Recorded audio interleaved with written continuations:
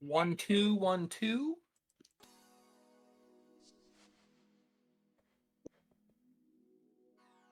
Let me get my Wi-Fi on. Dang, we got a lot to catch up on, man. We do. There's too much. I thought about sitting there saying, "Yeah, I'm back from the dead." Oh my god. I mean, hashtag free Oreo, right? Dude, I thought about it when you were doing the deck tech. I'm like, nah, focus on the deck tech. Oh, yeah, we can save it for... No, save all... I wanted all the good stuff for today. All the good stuff for today. Yeah. Me personally, I do like the Shocklands idea. Bringing in the Shadowmoor and the Lorwyn set. Because, like, I'm not gonna lie. The Shadowmoor... I think it's the Shadowmoor Steam Vents. Hold on. Not MTG stocks. What the...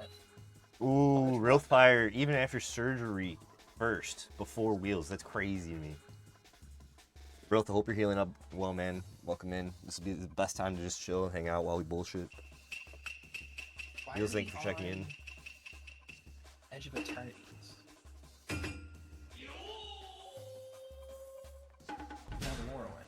A Wheels 89 just redeemed. Check in. Because, like I said, they're saying, I really think that the Steam Vents for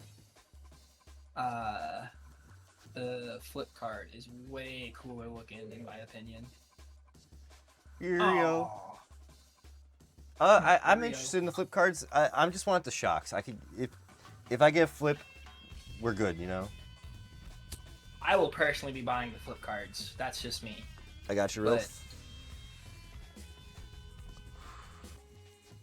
Wait, Rilf checked in before Wheels? Dude, Rilf hit.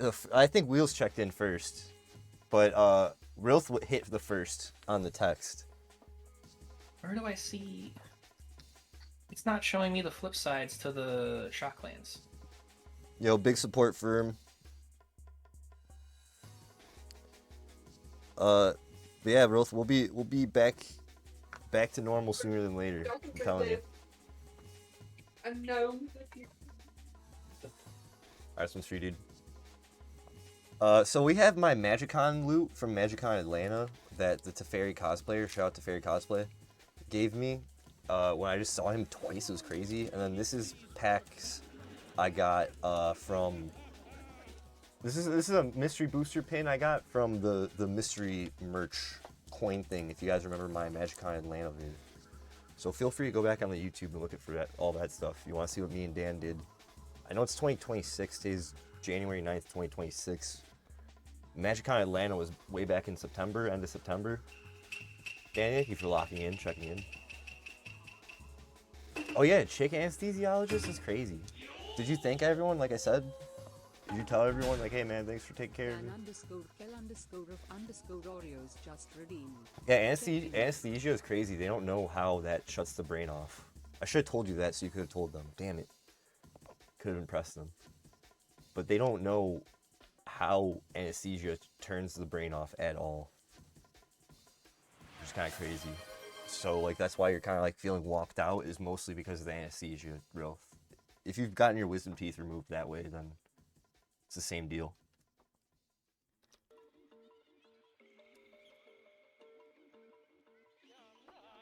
Dude, that's crazy. We got Dan just fresh out the hospital. Dan skipped a whole month. Dude, I feel like December didn't even happen for me, even though I had like the first week and then like the last week of December. Everything else in the middle was just there. So in 2026, barely alive. 2025 to 2026, we had that flu A and then the K variant of it. It's influenza type strain. It's going around. It's bugging people. It hit the whole server. The server, we got everyone sick because we didn't wash our hands. We're all coughing on one another, even though we're all in the same, we're all digitally separated. And it put Dan it hospitalized Dan, and we were all fucking worried, dude. Your wife messaged us. My phone bill wasn't paid at the time, so I was like almost also unreachable. I was stressed, but I think my stress means nothing compared to whatever your family was dealing with at the time. So I'm glad we're through it, through the eye of the needle, you know. I cried. I mean, Dan's already seen me cry already in person, so we're good. He knows I got my heart on my sleeve. Cause I'm always high.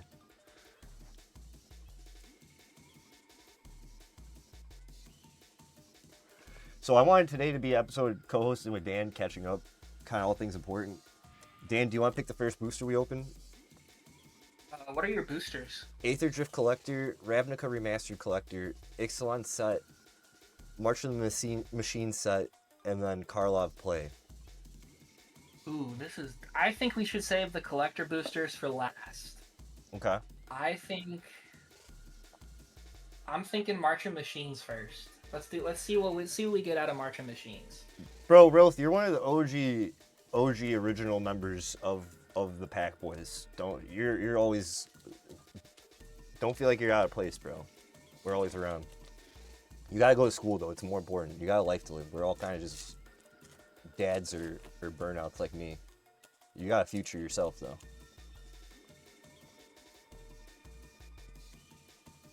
Bro, you need help opening that pack? Dude, I always have trouble. Oh, it's a backwards pack, I think. Yo, what's good, Steve Monomic? Welcome to my world. Cream Team in chat. Guys, you'll see Steve over by Psychore's stream every once in a while. I know he's out there. One of the regular chatters.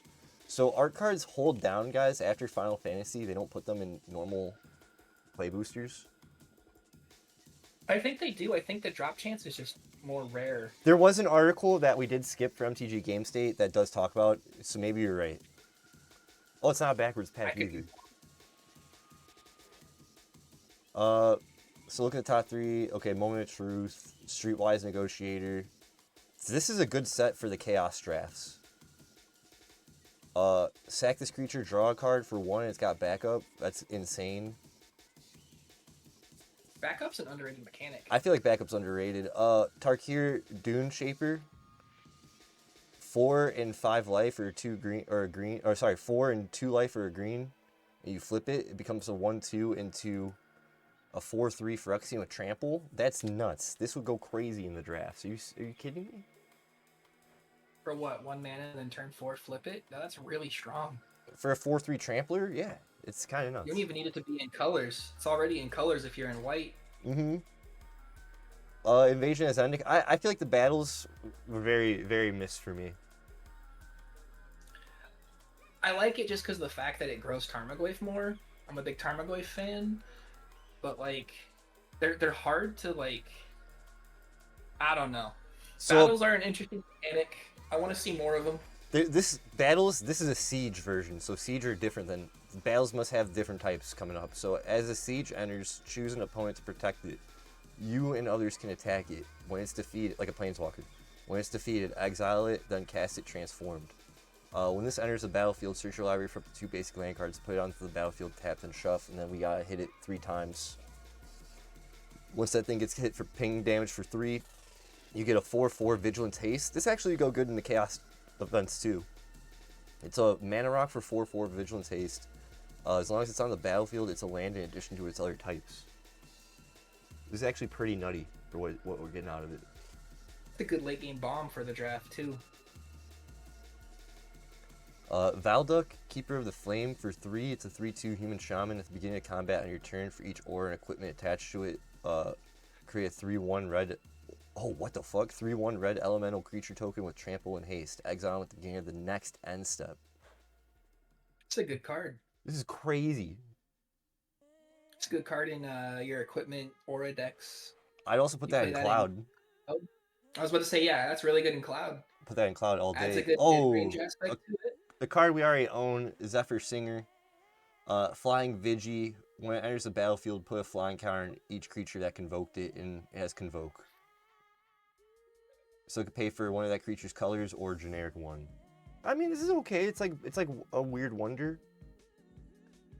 Just get everything flying. That's pretty good. Give everything flying. I like that. Whoa, Mana Geyser. Okay, worth it. Mana Geyser strong. This is like a $7 card, I think. Oh, you got it from the list pack. From the list too. Yeah, no, More that was rare. strong. worth the pack. I was like gonna say mediocre pack until that happened. Well, you had the art card of Zergo and Ojutai. Yeah, it's kind of cool. Plus, it's black and white too. I'm jealous. That I've is never seen by Adrian Smith. So follow Adrian Smith wherever they post their art. Please, guys, support the artists. They're like half the game. They're like more than half the game, I feel like. 100%.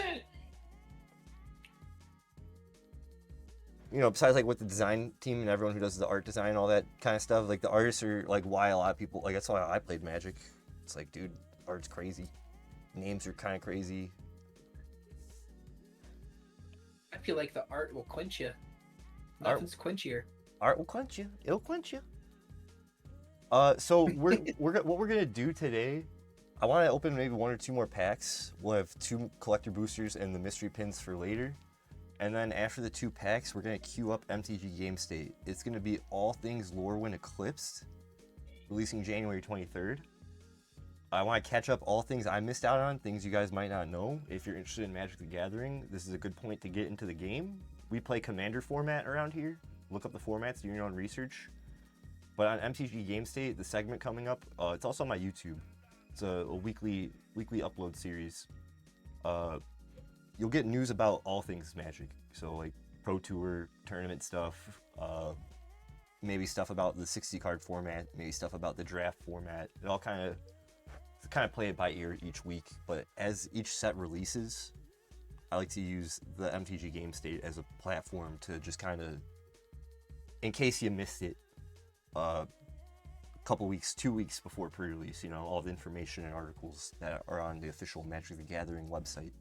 Because it's pretty interesting. I don't know, for me, when you get into the more mature side of what Magic the Gathering is, the environment, articles and contributing to it are a path to like become somewhere in Magic, whether it's through like a company like Star City Games or Channel Fireball, or how even we've contributed articles over on aetherhub.com, which we are content creator on and a part of the team, !AE. There's people who have been famous that just became named name people because they contribute articles to Magic the Gathering about things at certain points. And I feel like, Dan, you're a person who could write up a really good article about actual competitive Magic strats, maybe metagame of that time. I don't know, you know? Are you saying that because of my time playing competitive Magic? Willfire, be safe. Yeah, get some sleep, man. Get some water in you. Yeah, because a lot of the people who write articles were coming from, I feel like, traditionally 60 card Magic before really Commander popped off, you know? Yeah. Maybe MTG Goldfish, he started out as like in the competitive scene before they got to where they're at, you know? So I don't know, that's kind of where I'm at. That's kind of why I like doing this segment. It's fun. !YT if you guys want to check that out. Also, I guess top of the show before we get into the last 2 packs, if you're interested, besides my YouTube, we also have !merch. If you want to buy some merch like playmats, t-shirts, if you're a Twitch subscriber, you get some discounts. It's pretty sick. And then !TCG. I need to get that playmat off of you. Let me know, because I'll give you a subscription, and then you can get it cheaper. I hook up my people, guys. You don't gotta give me a subscription, bro. No, I hook up myself. my people. Nah. I hook up my people. Nah. So, that being said, !TCG, you can go to my TCGplayer storefront. I just sold recently some playmats. I'm gonna probably be listing maybe comic books or other nerd stuff that TCGplayer lets you list there now. And then, yeah, we do gotta get a Wheels and Oreo. It's a good one. Yeah, so that's how I spin my wheels. That's how I pedal my wares. Feel free to check it all on out. It's in my about section everywhere. I know what I'm sitting on. I know what I got for the TCG player. If you look at the market watch of cards, I'm not haggling. We're locked in on prices. That Cabal Coffers, 100% is what it's listed as. You still got that in your store? I got 2 of them for, I think, 25 or something. Good price. It's Modern Horizons 2 or 3. So this is there's been so many master sets. Mirza Karlov Manor. This was a booster. very slept on set, I feel like. It Uh, was a return to Ravnica, but I feel like it was one of the more interesting Ravnica sets. I think my favorite Ravnica set for sure. The story was interesting. Prof, all the stuff he's gotta go do, the twists and turns when you're like finding out like what fucking went on.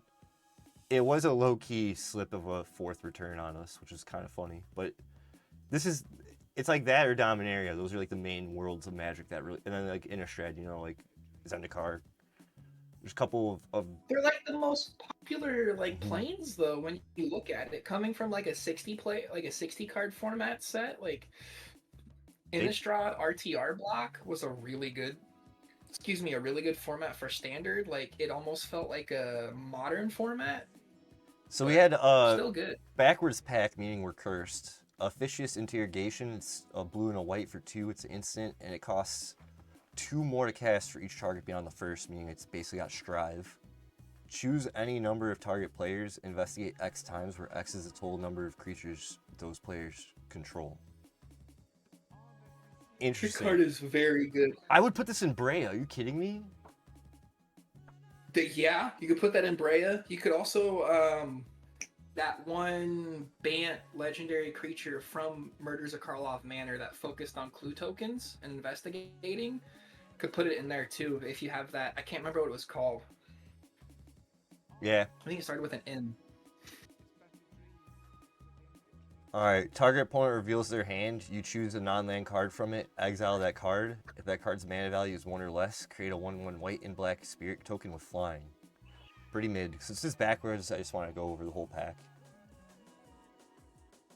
Have you noticed the goat creature type is in black and... What? Is that just like a thing that they did going forward, making the pack backwards, or no? Depending on where it was produced or printed, it's gonna come out backwards. Like there's Cardamundi, I think prints them, but depending on where they're like packaged, I think is where, like, you know, there's the Japanese American producers and all that. Yeah. And I think Mexico is the other one. I think it's depending on where they're all packaged. Yeah, do your own research, look into it. When Frantic Scapegoat enters the battlefields... Oh, but I was going to say, they made the goat creature type, I noticed, is in black and red. I think it's pretty cool. I saw Lorwyn had a goat in black. It's normally where you see a lot of the goat creatures is in black and white too. Oh, yeah, Clackbridge Troll, yeah. That's true. So whenever one or more other creatures enter the battlefield under your control, if Frantic Scapegoat is suspected, you may suspect one of the other creatures. If you do, Frantic Scapegoat is no longer suspected. It's interesting. That picture reminds me of that one early meme from like the early 2010s where it's the goat screaming. That's what pops into my head when I see that card. Oh, dude, I love that one. I crave the mineral. So, yeah, I mean, some of the cards, I just like the rares and mythics and stuff in this set. The commons and uncommons, I feel like some are hit or miss. Like, I use Unauthorized Exit a lot, depending on the deck. But, for me, it's a Return to Ravnica set, you know? They did it to us. Alright. We'll save the good stuff for last.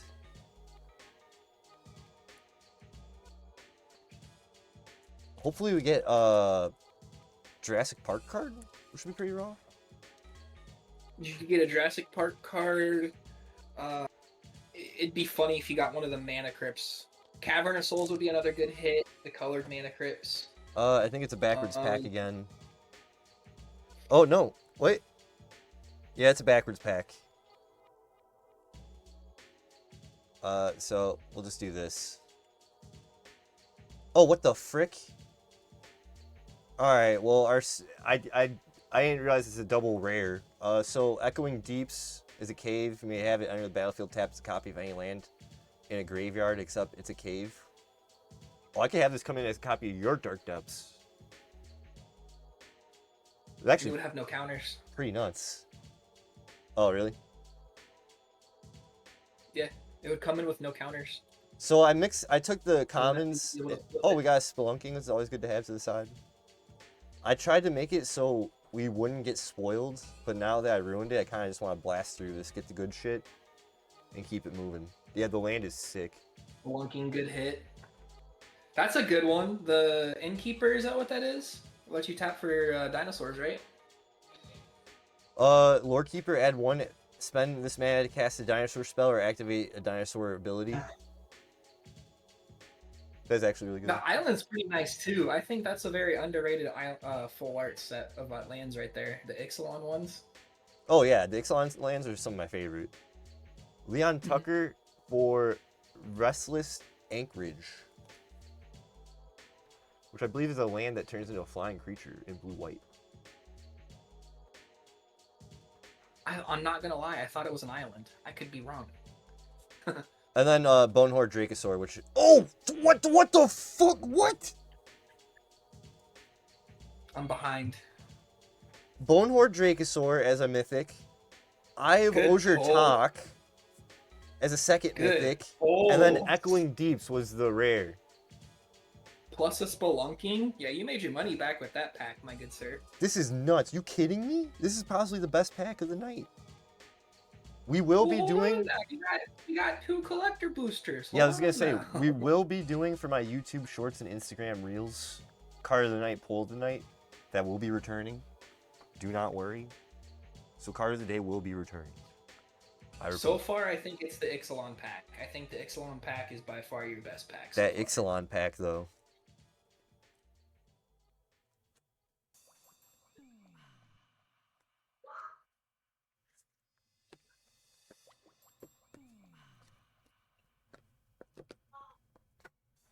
Yeah, no, I'm feeling that. So we got the Aether Drift Collector Booster, a Ravnica Remastered, and a Mystery Pin.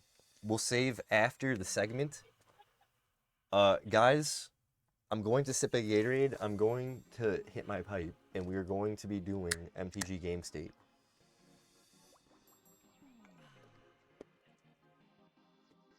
If everyone would please bear with me. I get nervous during these things.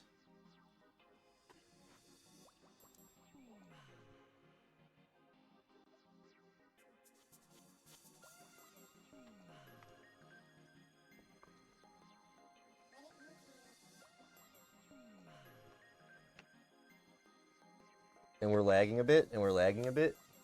Okay, we're good.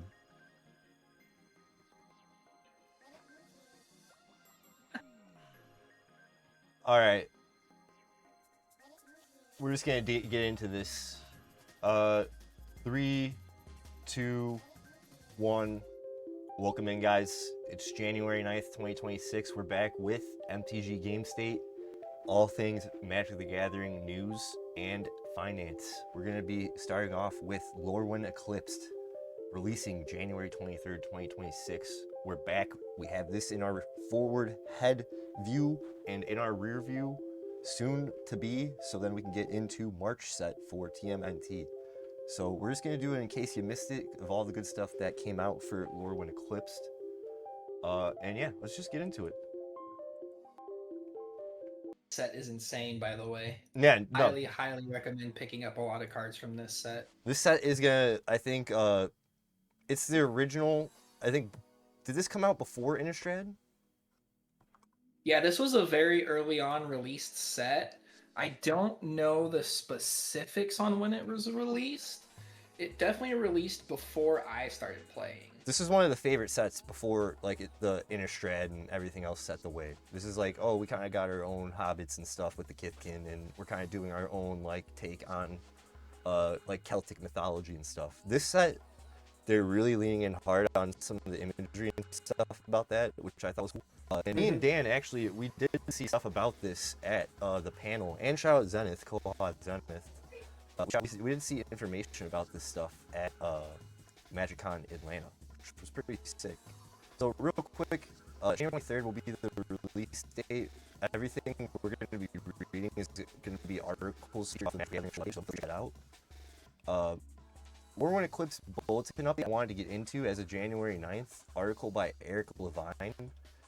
Me and Oreo, before we get into the new set, for those who are into more Magic, there are the rules, and if you've ever compared the comprehensive rules of baseball to the comprehensive rules of Magic the Gathering, or you're into like legal or you're like a paralegal, everything is detailed the same way of how like even like a bill is written, like with the 6.105 referencing things and all that. But for real, look at the baseball rules and Magic rules. They're like damn near the same PDF. It's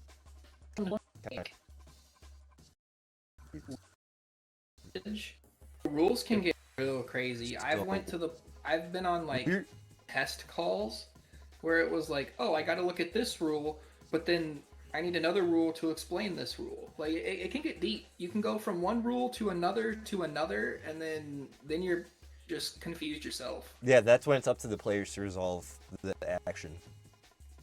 A lot of the times. So 6.10.5 was one that was really annoying us. When you go further in this article, they'll explain it more and more. But what they did was they did a text update. This is, if anyone who plays Marvel Snap and RPAs, they do this all the time.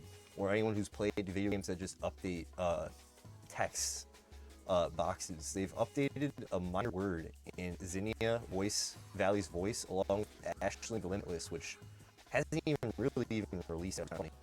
But they basically changed within the like ability like offspring, or where it's like creature spells or things that give you blah blah blah have an additional cost to pay. And instead of creature spells having that ability, they gain that ability, which goes into a minor rules kerfluffle we talk about that happens in the game. So like let's say you cast Zinnia voice, you pay 2 to get offspring, or you in the battlefield, you cast a creature spell, you pay 2 to offspring that creature spell, but then someone gets rid of your Zinnia's Valley's voice after everything I've been paid for. You won't get the offspring of that creature once Zinnia Valley's voice is gone, because it won't see itself. Now that it says creatures, I believe, as you cast this spell, It says gain. yeah, creatures have are now creatures gain is the new update. Yeah. Which is Which makes very which makes me kind of think, is Zinnia's pre-constructed deck from Bloomborough going to possibly go up in value? And people want flex. That does sometimes happen, you know. Well, the old text wouldn't matter because it'd be air quote errata essentially to have that gain. Yeah, but if just people want it though, I think that would be the only reason why. Other than that, I don't think the pre-con price will change. Other than like it could go up to $60 if it's not already. I don't think it's gonna be $100 pre-con.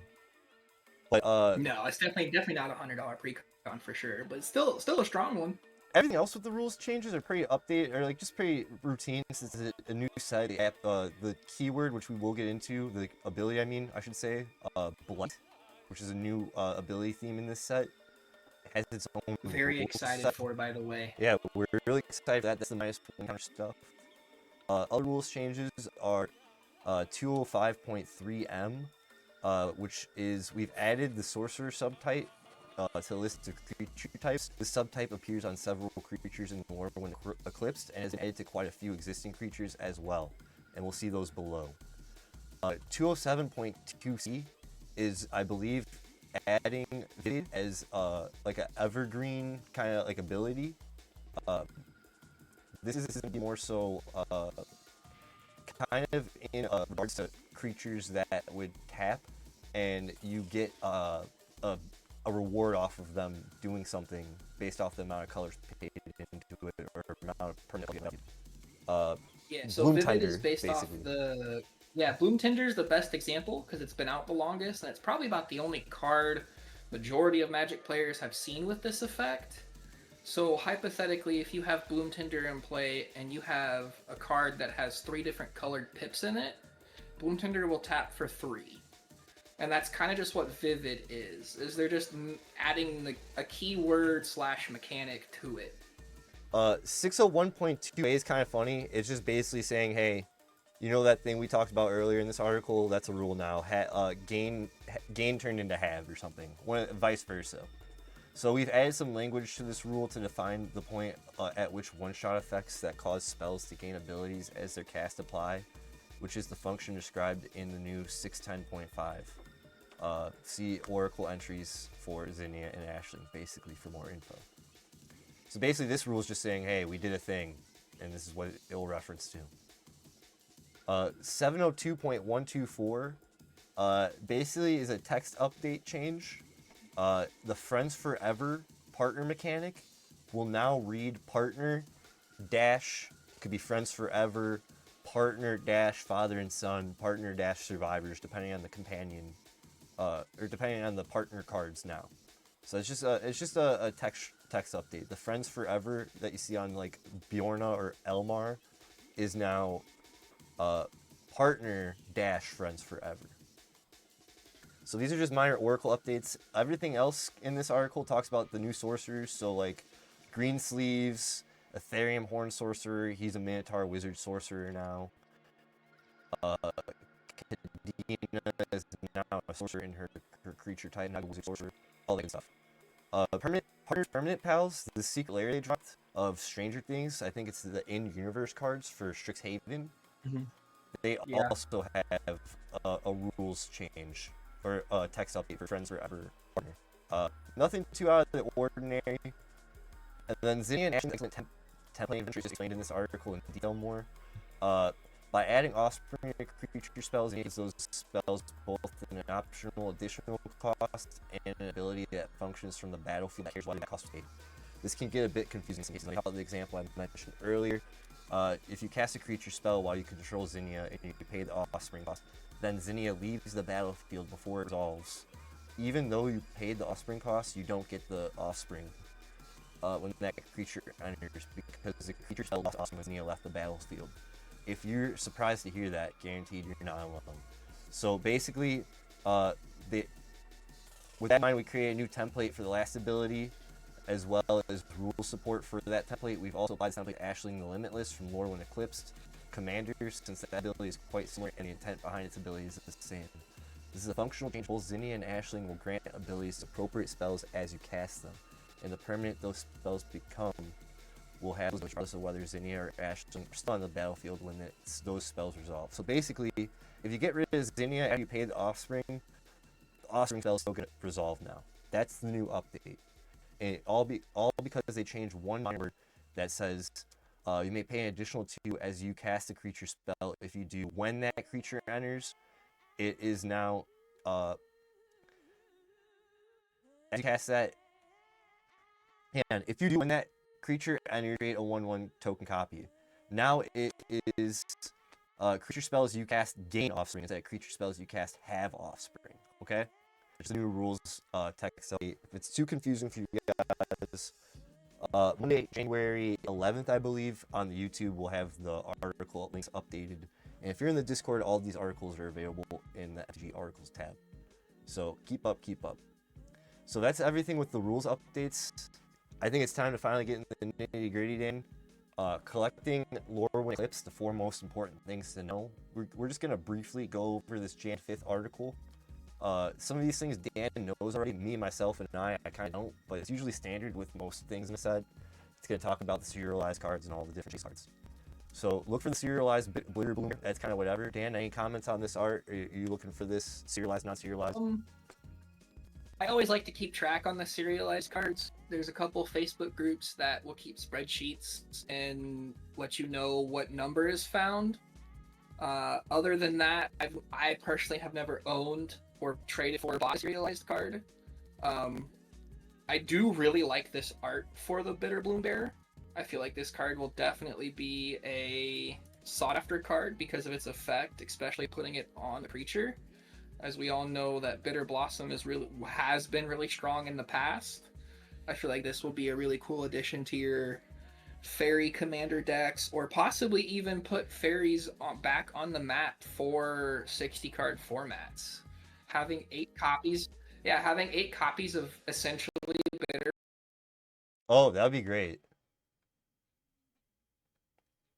Blossom is really strong. It allows you to kind of give you a good aggro-y feel to the deck. Maybe we can get black-red fairies even too. We can get aggro-y in the arena with these things. Let's see what we can pull off. Possibly. So And this is going to feature Rebecca Gay's art, which is really important, I think, to a lot of the reason why, besides the ability of this card, it's just beautiful art.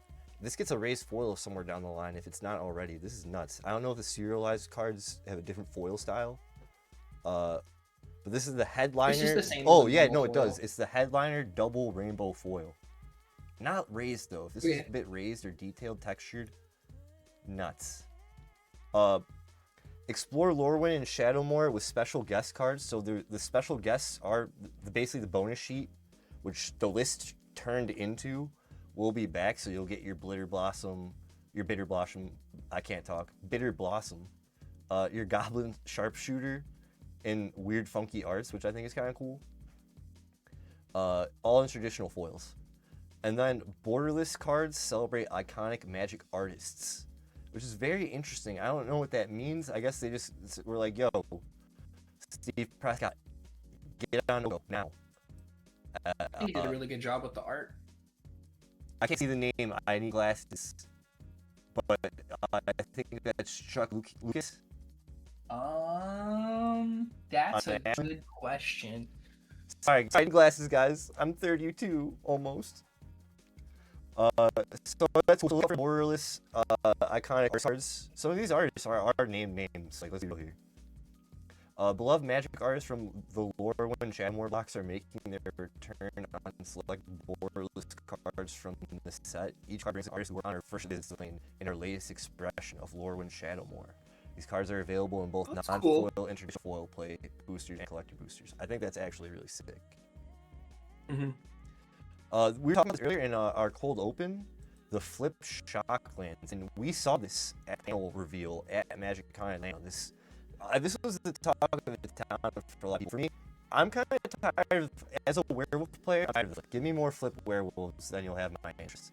But this is nice. It does give the showcase of Lorwyn, Shadowmoor, Dark Light, which is what they're trying to showcase here. Like they're achieving what they're trying to tell us. Yeah, comments on these, you know I'd love to hear. I think always great to get shocks in a standard set. As a person who, I'm the person who, if I really like the deck, I'll spend the money on alt arts and foils of all that. I've got 2 decks I'm in the process of doing that too. I'll definitely sit there and say that the Hollowed Fountain is definitely going to get put into my Katara the Fearless deck. Yeah. It's dark, it's dreary. It's not something you would think of when you think of a Hollowed Fountain, where it's like nice and bright and proper, like you see on the Lorwyn side. I think this is a really cool idea. I'd love to see it with the other 5, but beggars can't be choosers, right? That's what I always say. So real quick, the set details. This will be the expansion set. ECL is what it'll be called. ECC expansion set is for the commander, and then special guest expansion symbol is the same as you see everywhere else. This will just be a standard legalities. It's a standard set. The commander sets, legacy format and all that. Same with special guests. MSRP will be as follows. Play boosters, $5.49. Collector booster, $26.99. The MSRPs for collector boosters, previously $24.99. And commander decks, previously $44.99, have changed from previous Magic Multiverse sets. These will be MSRPs for Magic Multiverse sets starting with Lorwyn Eclipse moving forward. So collector boosters are now up by like $2.50, 26.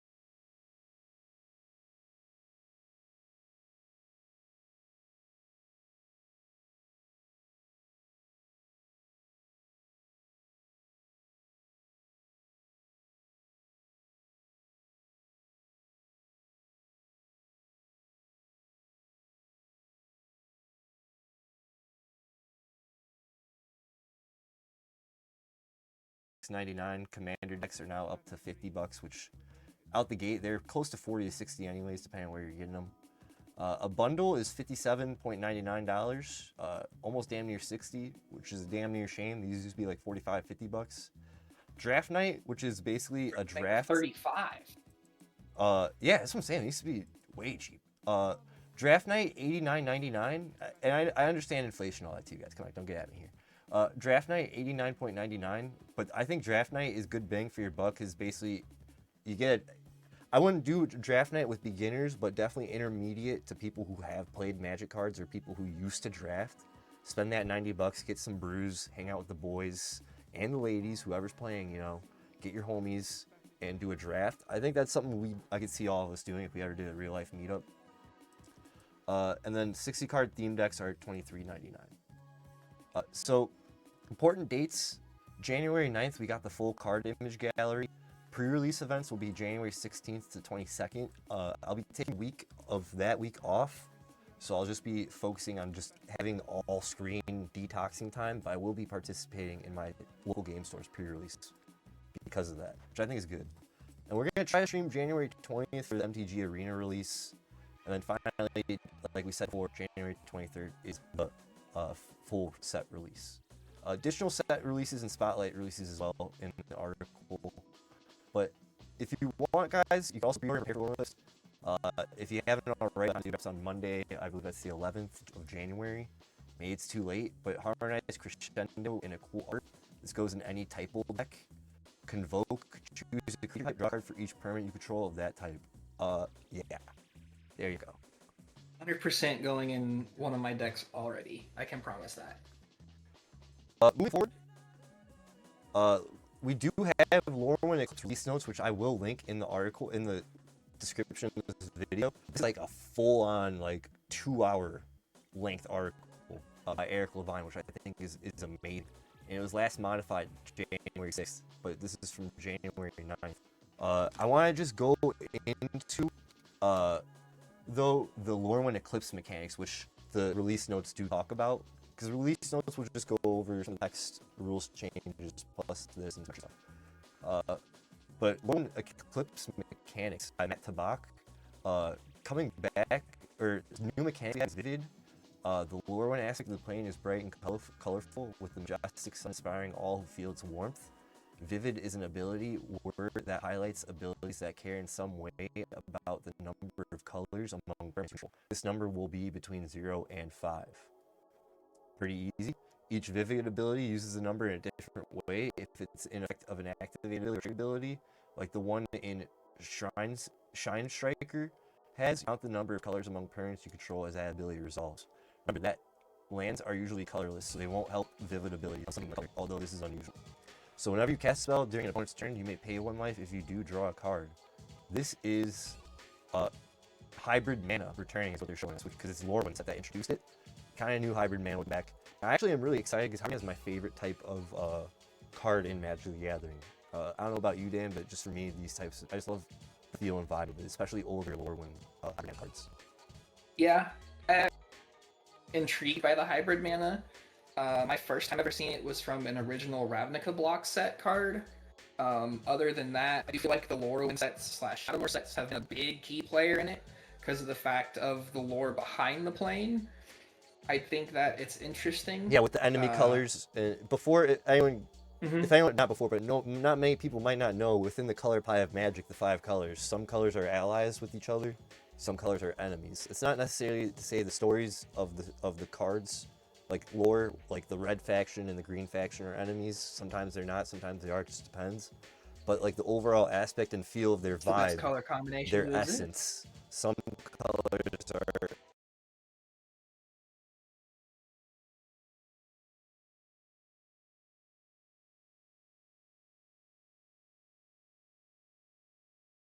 essence-wise enemies with others. Some are friends, and there's shards, there's wedges of the color pie. Do your own research. So yeah, that's pretty cool. So we got hybrid mana returning. Blight is the talk of the town. If the plane is a little too bright and colorful for your liking, you could try mucking things up a bit, as a prominent feature of Lorwyn Eclipsed is -1 counters. One of the obvious use for them is making opposing creatures weaker. One less obvious use for them is to make your own creatures weaker. But why? One reason is Blight, a new keyword action. So, Blight includes a number and is often phrased as a cost you pay. To Blight N, put N -1 counters on a creature you control. That creature isn't targeted, so you choose which creature will get the -1 counters as you're taking the Blight action. Importantly, this gets around cards like yes. True Name Nemesis, where if True Name Nemesis enters, you choose a player and it has protection from that player. Blight can get around that. Oh, because it's not targeting. Exactly. You can put more -1 counters on you could put more -1 counters on a creature than it would take to get rid of it. For example, if you blight 3, you could put 3 -1 counters on a +1/1, and then kill it, and you'll still get the blight 3 trigger. So it doesn't necessarily need to be on a 3/3 or up. There are many reasons to blight. It's often a cost you pay, such as an activated ability or as an additional cost to cast a spell. While -1 counters aren't great for your creatures, there are several ways in this set to remove them. These effects not only relieve the counter's power, but the effects often have additional benefits as well. There are no new cards in Lorwyn Eclipse that put +1 counters on anything, but there's a rule that kicks in if a permanent has both +1 and -1 on it. Those counters are removed in pairs, essentially annihilating each other until one kind of counter remains. For example, if you blight 2 and put 2 -1 counters on a creature with 3 +1 counters on it, 2 of those +1 counters and 2 of those -1 counters will be removed, leaving the creature with only a single +1 counter on it. So to kind of help explain that a little bit is, like he said, if you have a creature with 3 +1/+1 counters on it, and you put 2 -1/-1 counters, you essentially just go to 1 +1/+1 counter. They just cancel each other out. Yeah, they're going to cancel each other out, and you just subtract it down to the most positive amount, which would be your last +1. It boils down to simple math, realistically, when you think about it. Lorwyn really gave Changeling its name. I say Modern Horizons took Changeling to a new level by making a lot of colorless Changelings and bringing that back, kind of giving some cheap favor. But Changeling just means this card is to every creature type. This is going to help for a lot of stuff. I play a Apolani Egg deck that kind of abuses that ability. So there's not much cover here. That's just really all you need to know. So most of the times they're going to be shapeshifters, and shapeshifters are kind of Celtic flavor theme in Lorwyn. They're a big deal in mythology for Celtic mythology. So they kind of take that. It's always just kind of cool to see what they do with the shapeshifter type and the changeling ability. So there's really not much to really talk about. If built right, changeling decks can be strong. No, changeling decks can go crazy, and if you use the Kindred ability with any them, of the lords. Kindred's return in Lorwyn Eclipse. Kindred is a card type that's added to non-creatures to allow them to have creature types. So, Boggart Mischief is a goblin. It's a Kindred enchantment. So it's an enchantment, but it's also a goblin. Being a Kindred allows Boggart Mischief to also be a goblin. This means it's a goblin card in your library and graveyard and so on. So if you search your library for a goblin, you can actually look for this card. Note that it's not a creature or a creature while on the battlefield, so be careful about effects that specify a goblin creature, like Boggart Mischief's last ability. Unless you somehow turn Boggart Mischief into a creature, that ability won't trigger when it hits the graveyard. So, another returning ability is Convoke. This is also pretty easy to say. Most Convoke cards have pretty expensive costs. This is a 7/5 generic and 2 blue. Convoke is your creatures can pay for 1 generic, or if you have a blue color creature, you could pay for the blue mana pips in the cost. Pretty self-explanatory. It seems we have some Kindred Convoke cards get a little like Merfolk support too. I kind of like what's going on here. Dan, do you know what's the most famous Convoke card? I would probably have to sit there and say that the best Convoke card is Court of Calling. For 3 green and X, you can search your library for any creature within that X or less cost and add it to the field. Ooh, that's a good one. It's been very popularized with back in early modern format time. You would get the Birthing Pod deck, which was a creature toolbox deck, and Court of Calling would just kind of help you fast forward your game plan a little bit better alongside the namesake of the card, Birthing Pod. Nice. Yeah, no, it's basically just a Birthing Pod on a spell, but your creatures kind of help cheat it out, and it's a big 60-card thing. So Convoke was really big in 60-card format. It's good in Commander as well. Having some Convoke Kindred spells, I think, is really neat too. Double face cards. I agree. These are pretty self-explanatory. Double face cards coming back. Shadowmoor Lorwyn has a light and a dark side. I think it's going to be cool that you get to have cards that give at the beginning of your first main phase, pay the opposite color, and then you could flip them, which is really cool. Get a little cheeky there, do some cool stuff. So flip cards are pretty self-explanatory. This is gonna talk in a huge crazy thing, but realistically, if you've been playing Magic in the last like 6 months, you're used to flip cards by now. You know what's going on. There's a couple different types. This one is only able to flip with that upkeep ability, or if it was a human and there's cards that say transform humans. Lightning Round, other returning mechanics. Convoke, which is a returning mechanic. Behold, which was originally announced in the Return to Tarkir with Behold a Dragon. You're now gonna have. It was originally in the original Tarkir set. Oh, was it? Yeah, because there would be cards like. I didn't play around that time actually. I showed up at the end of that block. There was a mono red card that could deal 3 damage if you revealed a dragon from your hand, or something like that. It was really strong at the time because like you had Dragon Lord Atarka in your green red decks, and you would play that card because you could just reveal Dragon Lord Atarka and burn something. Returning. It was really strong. No, it's like basically free value. It is. Evoke is returning. It would not be Lorwyn or Shadowmoor without the Evoke creatures. Evoke is a special type where you can either pay hard for the mana cost, or you could pay hybrid of whatever color. Most of the times it's hybrid. Other times it's just be like if you pay the Evoke cost, this happens. So if you paid 2 red, you get this ability. If you paid 2, you can get this ability. But when it enters the battlefield, if you pay it for its Evoke cost, it leaves. It blinks away and it goes to your graveyard. Yep. So you gotta choose one. One is Muldrifter.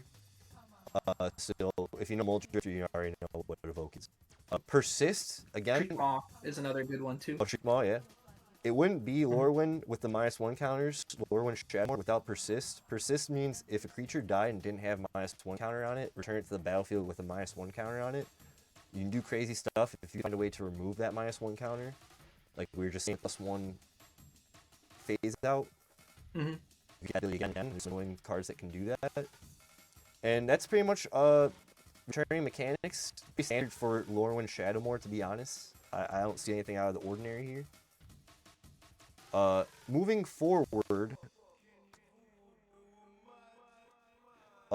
any quick top 3 spoilers you want to show me on this? Ooh, top 3 spoilers. And then we'll get into our top 4 market watch cards for the week. Because I didn't see any spoilers from this set besides MagicCon and then kind of what we're seeing blasted in our face. I didn't know there's a Johnny Planeswalker. Johnny got brought back to life. That got spoiled, I think, yesterday or today, I think. Like, officially. Man, top cards from this set. 1 and 2 white, +1, create a 1 green and white Kithkin. You can -2, he does 4 damage to target tapped creature. And -8 with the X cards of your library, where X is your life total. You may put any number of non-land permanent cards with mana value 3 or less from among them onto the battlefield and shuffle. What the fuck? That'd be good for Scott's life game that he's playing Star Trek. Yeah. I will sit there and say one card that I think is really good, just off the top of my head, it is Chomping Changeling. For 2 generic and a green, it's a 1/2. It is a shapeshifter, so it does have that changeling mechanic. When this creature enters, destroy up to 1 target artifact or enchantment. It's in my opinion, a slightly better Reclamation Sage, because 1, it's a changeling, so if you're playing a typal deck like Allies or Halflings or something like that, you can benefit slightly more while also having a really strong effect. Okay. I was trying to pull it up. Yeah. I'm trying to think. I haven't really looked at this set too much. Yeah, it's still pretty early. Today was the full art release. The trailers, which were pretty cool with Jensen. But I just wanted to see in case there's anything I missed that should be on my radar. Chomping Changeling was a green card, right? Yeah, it's a 1/2 for green. Another one that I've seen people talk about is if I'm gonna probably mispronounce this, Kyril, a tentative first year. It is 1 and then 2 hybrid Boros, so red and white. A legendary Oh, wow. creature vampire cleric. It's a 3/3, but its effect says tap 2 untapped creatures you control. Copy target triggered ability you control. You may choose new targets for the copy, activate only once each turn. So when you're looking at that, you got, for standard wise, you've got cards, I can't remember if it's Ouroborid or if it's the enchantment, but you can copy the trigger of one of those cards and get a second ability of it. Oh, wow. And that'll be in standard too. I was trying to... And with it being the hybrid mana, it allows you to splash it easier into decks. Well, I think we'll move on for the spoiler section for now, because my browser's been being a bit troublesome. In the VOD, this is what you're going to see, but on the YouTube edit for the dedicated MTG Game State segment, I'll cut and put the cards in post that we talked about. Moving forward, did we get it on? We got it. I want to do the MTG finance portion.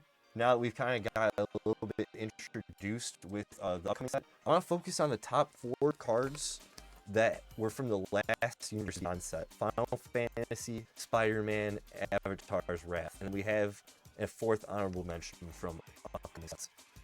So, first, I thought this was a good one.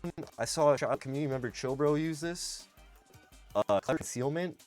One, the art, it's from Final Fantasy. It's 2 in white, and I believe it's at instant speed. Just base art alone, not foil. And it was originally in Phyrexia All Obi-Wan Commander, which is kind of interesting.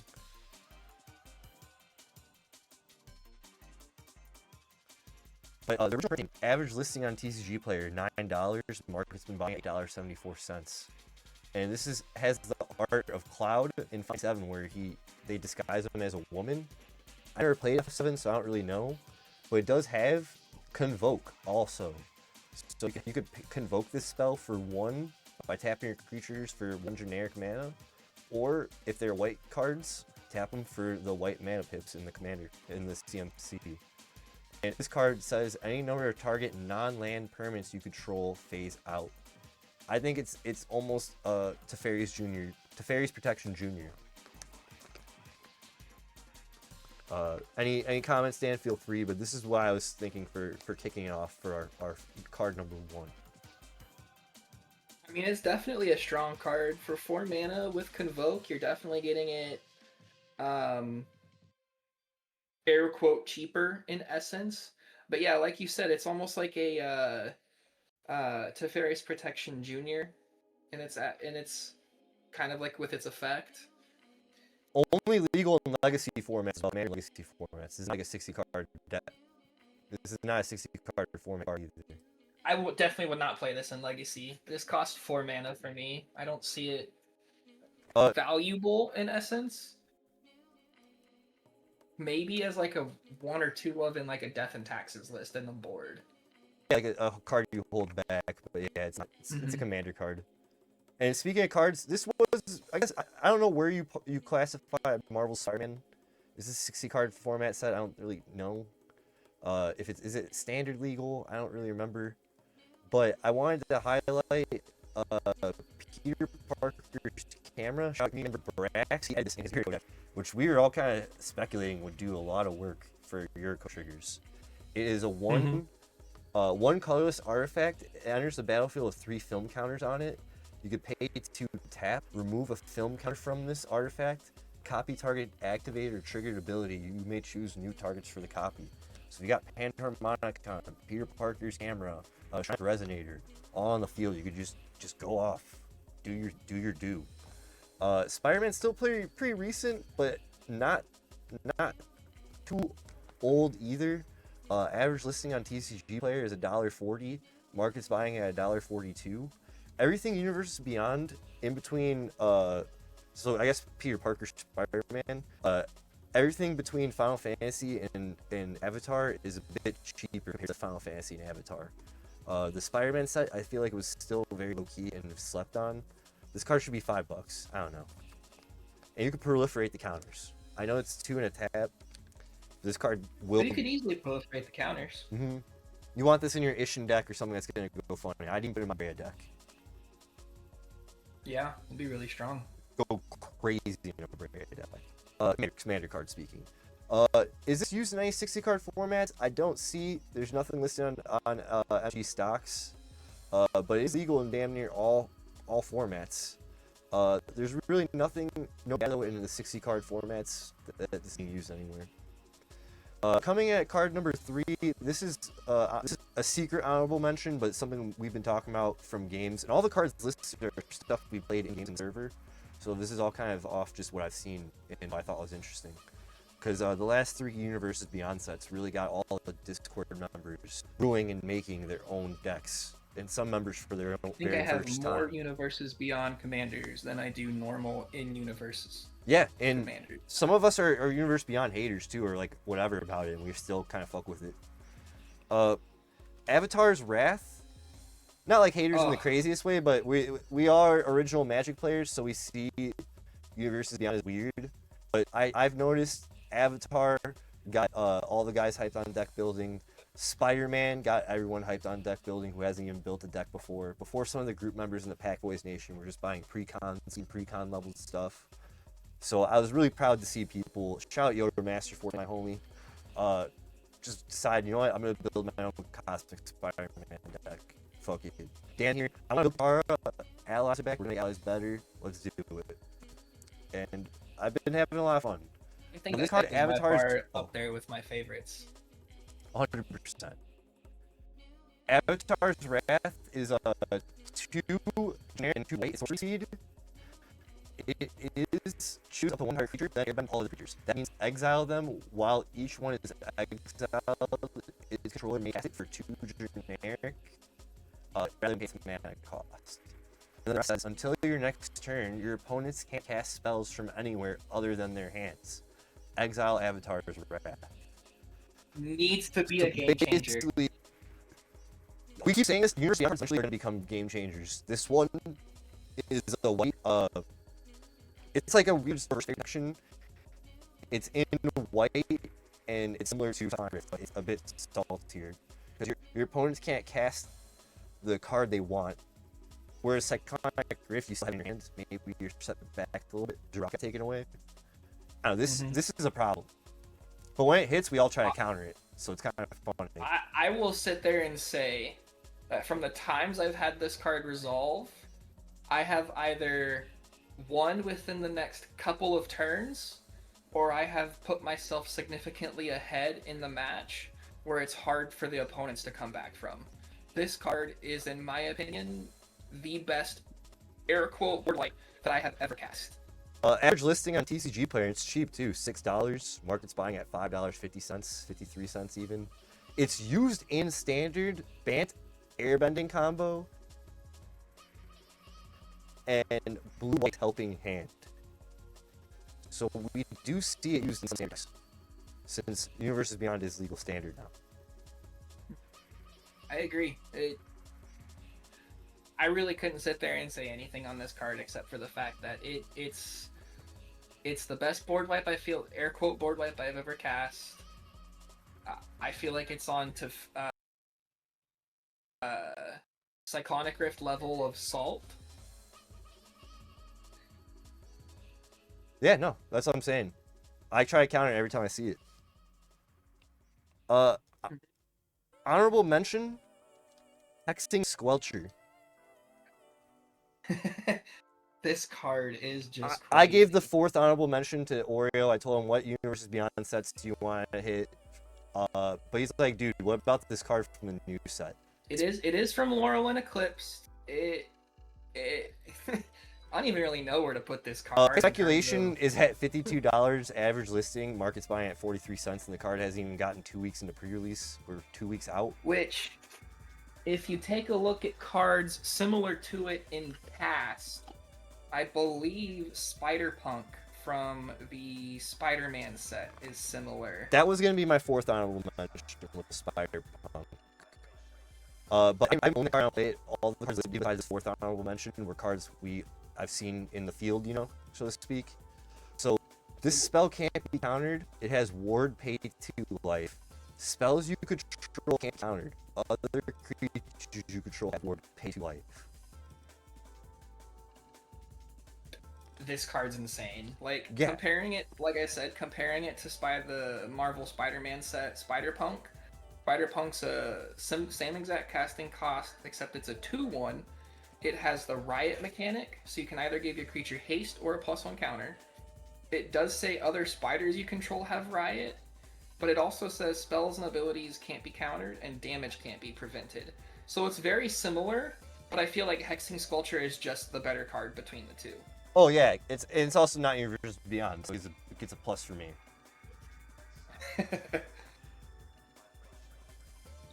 This card is really good, and like he said, with the pre-selling around $50, definitely going to be one of the more chase cards out of this set. It's insane. Yeah. So that's pretty much it for the MTG Watch. Today is January 9th. This video will be posted on the 11th, I believe, or 12th, wherever next Monday is from now. Off the top of my head, off rip. Any information, articles, and stuff will be in the link of the description.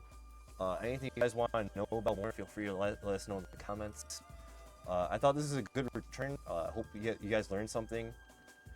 March will be all things MNT, so until then, next couple weeks, I'm going to be focused on Lorwyn, new and old. So, thanks everyone for checking out the segment. We're going to get back to the show.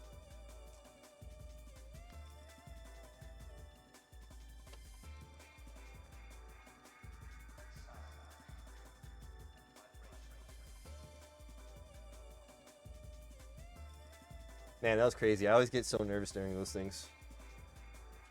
No, you did so good on that one. Thanks, man.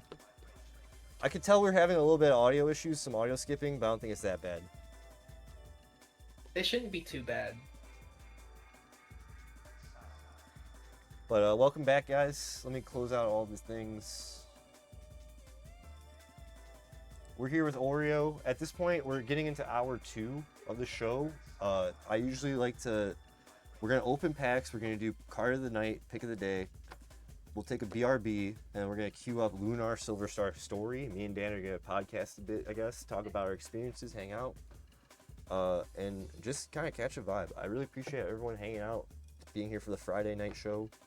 And anyone who's been here from the Devil May Cry series that's tuning in, thanks. Thank you, Dan. I figured you'd need that. Yeah. I always go MTG Game State off rip. Also, guys, this Wednesday, we're pre-recording so we have more time to do MTG Game State in the first hour. We're pre-recording Deck of the Week. That is now going to still be on Wednesdays. You'll see it this upcoming Wednesday for Dan, his Deck of the Week. So that will be still going on. We're getting back into form. Getting back into the swing of things.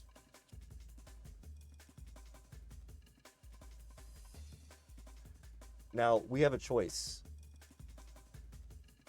Ravnica Remastered Collector Booster, Aether Drift Collector Booster, or the Mystery Booster pin from MagicCon.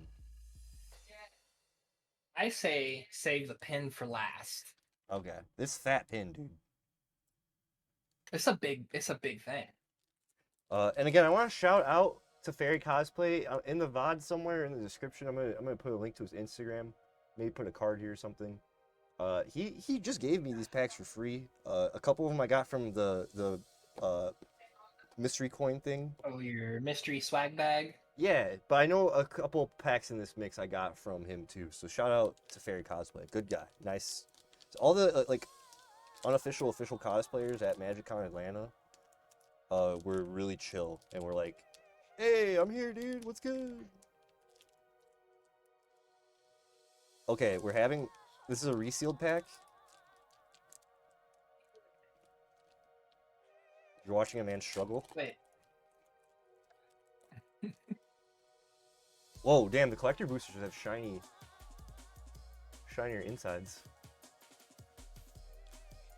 Better quality pack deserves better quality material. Oh, it's a backwards pack. It's a backwards pack. So foil Sapperling into a foil Worm token, which is always nice to have. Extended Art Howled Fountain. I don't need Shadowmoor or Windan. I already got one. Look at you. And it's foil. Yeah, sorry, pal. Let me let me get some sleeves. Oh yeah, you gotta put that in a sleeve.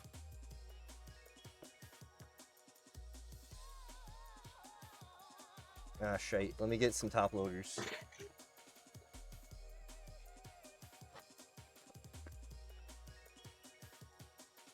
And can I get a hot tub? Anyone? No? No one had TV? Okay. Guys, I can't find the top loaders. Okay, I guess we're just gonna use the sleeves. The card sleeves. You forced my hand.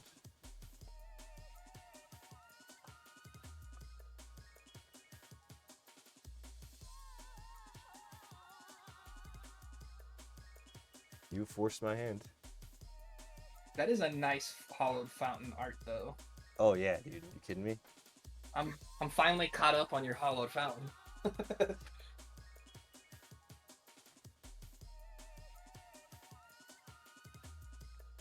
All right, next up, Prime Speaker Zagana. 2/2/4/6. It's 2 green, 2 blue. When it enters the battlefield with it enters with X+1 counters on it, where X is the greatest power among other creatures you control. When it enters, draw cards equal to its power. Nice extended art there. Very strong card. Tolzamir, done Wolfblood. properly.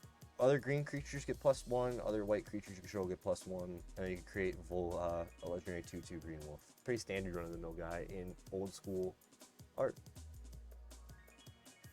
What? Foil Deathrite Shaman? Exile target land card from a graveyard. Add 1 mana of any color. Pay black, tap, Don't exile sleep on target that instant or card. sorcery card from a graveyard. Each opponent loses 2. Yeah, for real.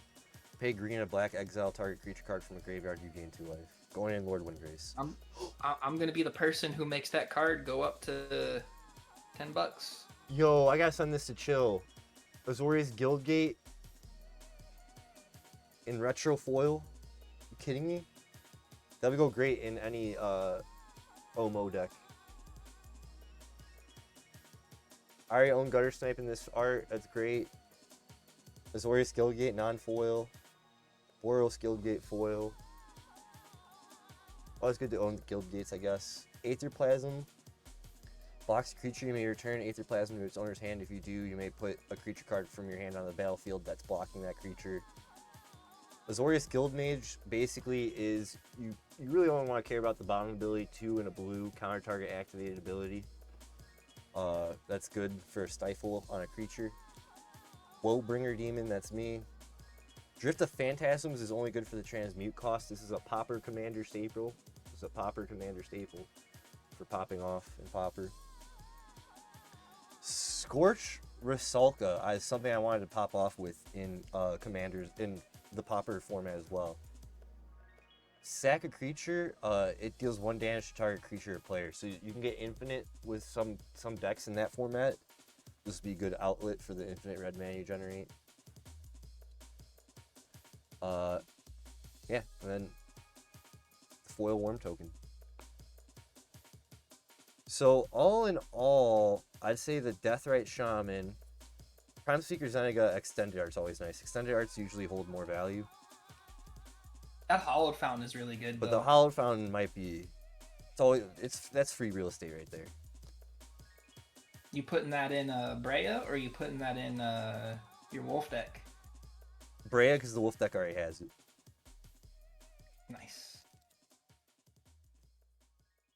Dang, that pack's up there. That one is up there for pack of the week. Well, it's card of the night, pick of the night. Yeah, it is up there. Mm-hmm. All right. Aether Drift Collector Booster.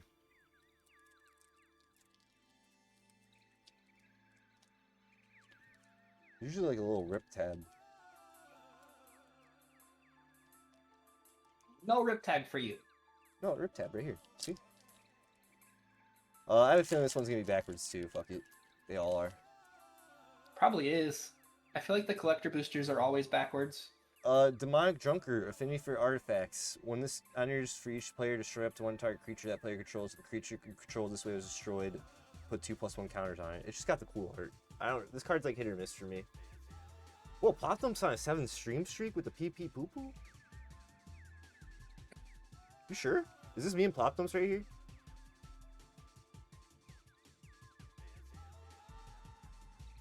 Yeah, dude. Oh, Repurposing Bay Extended Art going in Brea. Nice. Birthing nice. Pod for artifacts. Voyager Glide Car. When this creature enters Scry 1, tap 3 other untapped creatures you control. Until end of turn, this vehicle becomes an artifact creature, gains flying, and put a +1 counter on it. But it also has Crew 1. This might also go in Brea. This is a cheap little nice thing to do with stuff with. Just twiddle my cards with. What Plop Thumbs? Also, sorry chat, during the MTG Game State segment, I was trying to get back to form for the recorded video and stuff. Just cut that for the live, off the live and stuff, so. No, it's our year, Pack Boys. I kind of feel it. I think the MagicCons we're gonna go harder at. Anything like publicist wise, or I guess publishing wise, we're gonna go pretty hard, I think. And IRL, I think we're gonna really change the game. Each creature card in your hand has cycling 2. This is what? Are you kidding me? I'm on your Voyager Glide car. Dude, Ret 2 Mystic, 1 in a blue, flying. Each creature in your hand has cycling, 1 in a blue. Yo, send me a picture of that Voyager Glide car. I want to see what the binary says. Oh, yeah. Possession Engine, 3 and 2 blue. When it enters, gain control of target creature and opponent controls for as long as you control this vehicle. That creature can't attack or block for as long as you control this vehicle. Crew 3. Dude, I can steal your commander It's almost with Brea. like it's almost like a Ty Lee. Yeah, this is a good card.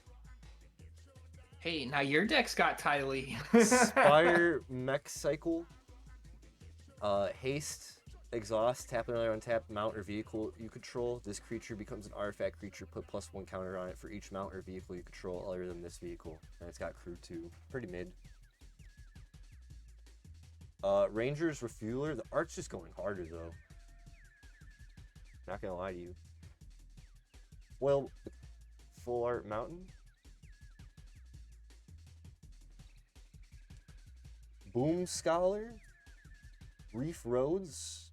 Little Mario Kart action there, underwater level. Nice racing underwater level. Alright. Oh, I needed a Voyager Quick Welder. Artifact spells cost 1 less. I actually needed this for Brea. So, this collector booster helped me a lot. Nice try, Andy. I saw what you tried to do there. Get that rare. That's not going to happen. So this is for Brea, this is for Brea, this is for Brea. Nothing really exciting, though, or of note, that's really for Card of the Night action.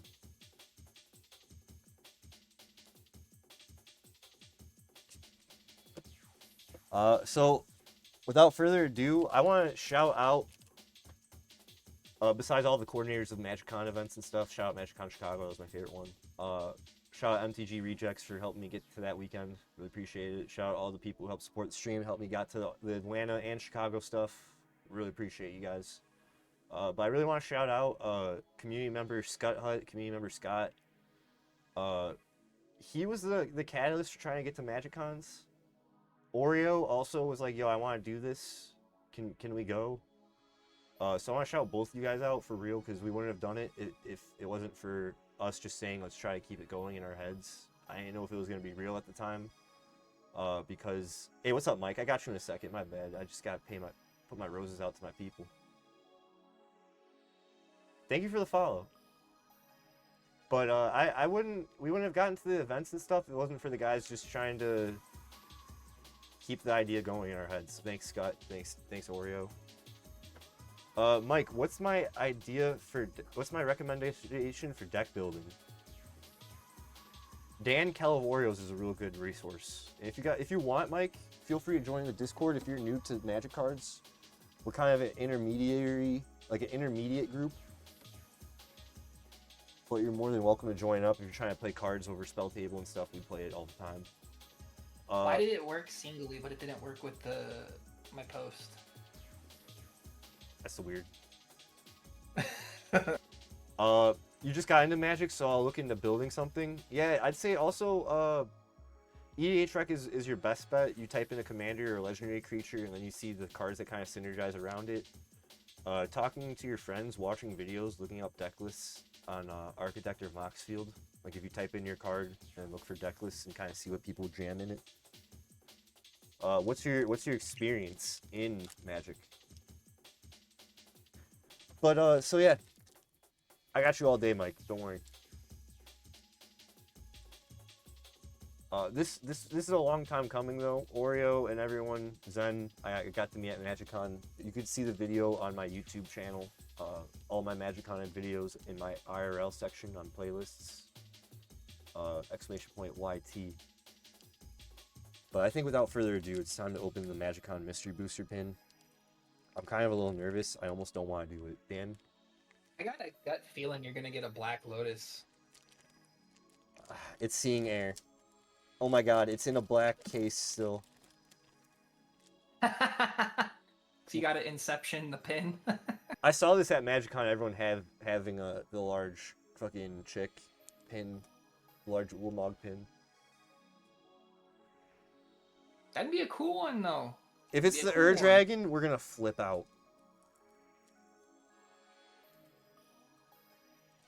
No, it doesn't feel like Ur Dragon.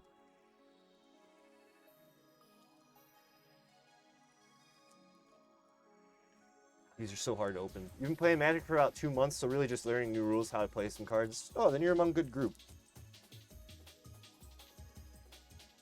My friend Wheels, VIP member Wheels, he's learning how to play after we finally talked him all into it, him kind of being interested.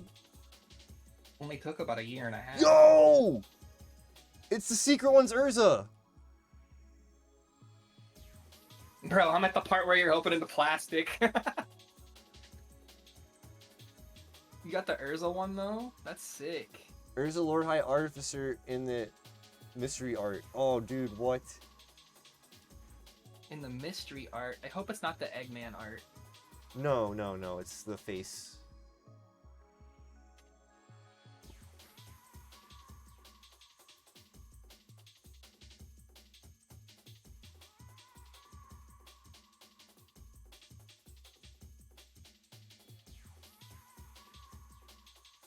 But yeah, welcome in. This is our Friday show.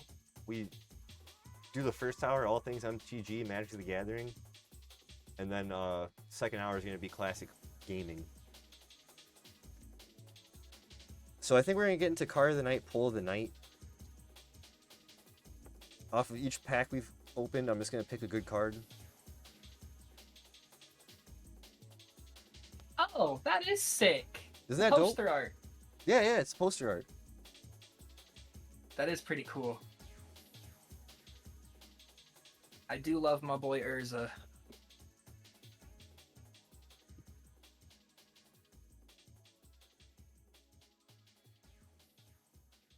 Alright, so card of the night, pull of the night, between our 4 options, I think these are our best ones to dwindle down to.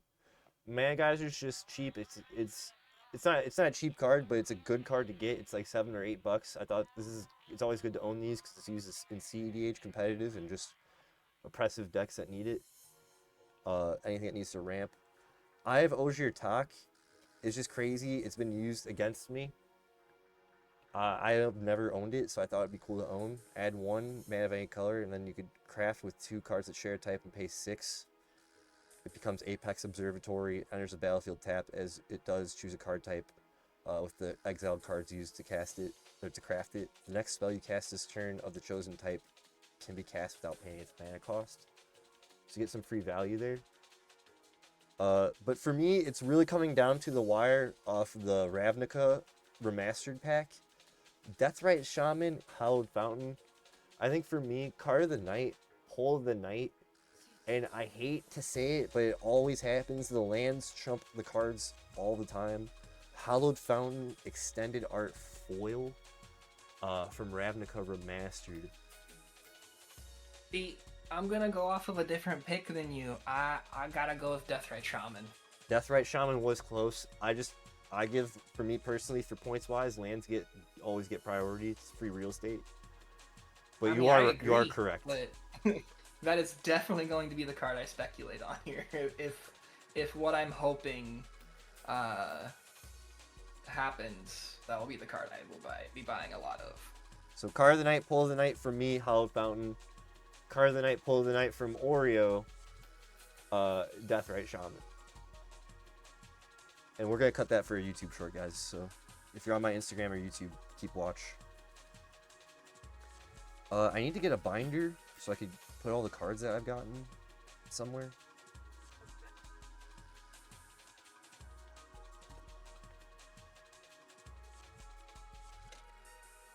Wow, this is crazy. So at this point, we're gonna take a quick BRB. We're gonna get into hour 2.5 for Lunar Silver Star Story. I am so stoked. That was the one thing when I was in the hospital I wanted to watch was you play Lunar. Oh, me be stuck in the same fucking area I'm at right now. Dude, I was so stoked. I'm like, oh my god, he's gonna stream. It's Friday night. Lunar. And I was like, ah, never. Nah, I was doing I ended up getting into Devil May Cry when you're in the hospital. Yeah. Yo, Bri went live today, I think. I think I saw him go live. Shout out Bri Westwit, one of the OGs.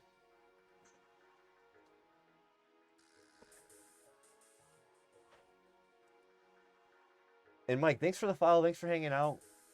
We're getting back to our Friday show, so I'm kind of just getting back into it. But feel free, hang out, join the Discord, get the vibe, make yourself at home. Coffee's in the back. If you watch Twitch, we kind of try to do the damn thing as much as we can.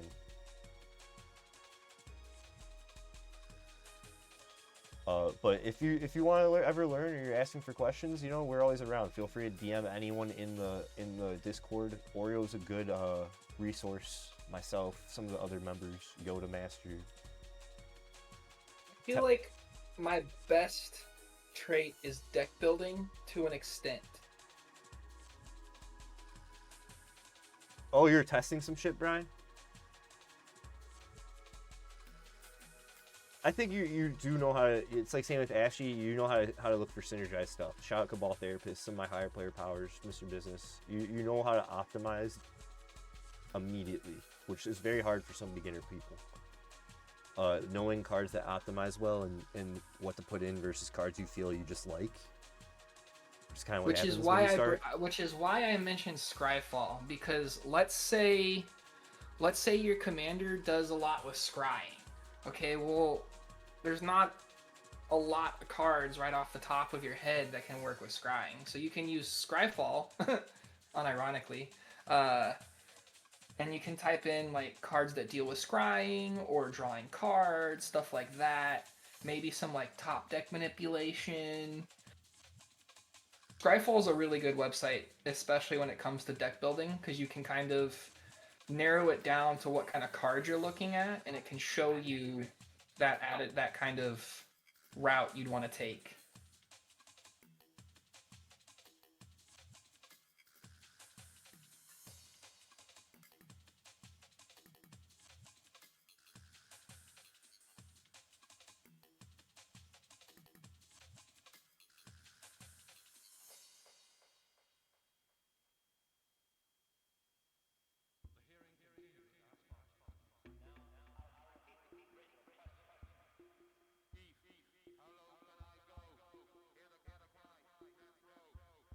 Oh, was I muted the whole time? What the fuck? Probably. Yeah, I got you, Mike. Don't worry. Well, I'm gonna go to the BRB. Bri, I think I know what you're doing with the testing. I think it's gonna be pretty sick if you're streaming what I think you're gonna be streaming. I always mute myself. My bad, guys. Feel free to check out my TCGplayer store, my Smoke Packs YouTube, and official Instagram and all that. See what I'm on. But Mike's gonna go cold real quick. I'm gonna take a quick second, stretch, take a piss, get some water, and we're gonna queue up the PlayStation.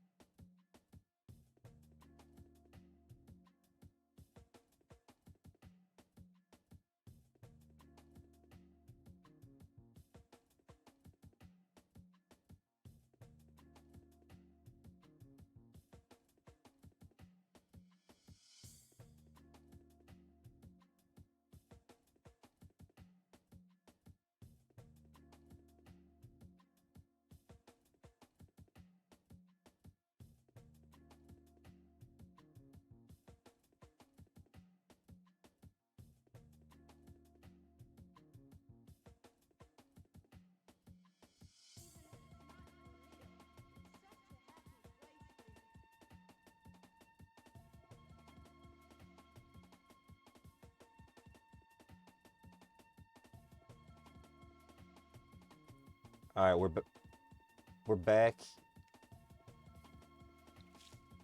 Yo, Yoda and Zen, if you guys aren't up to anything, you want to get in the voice chat.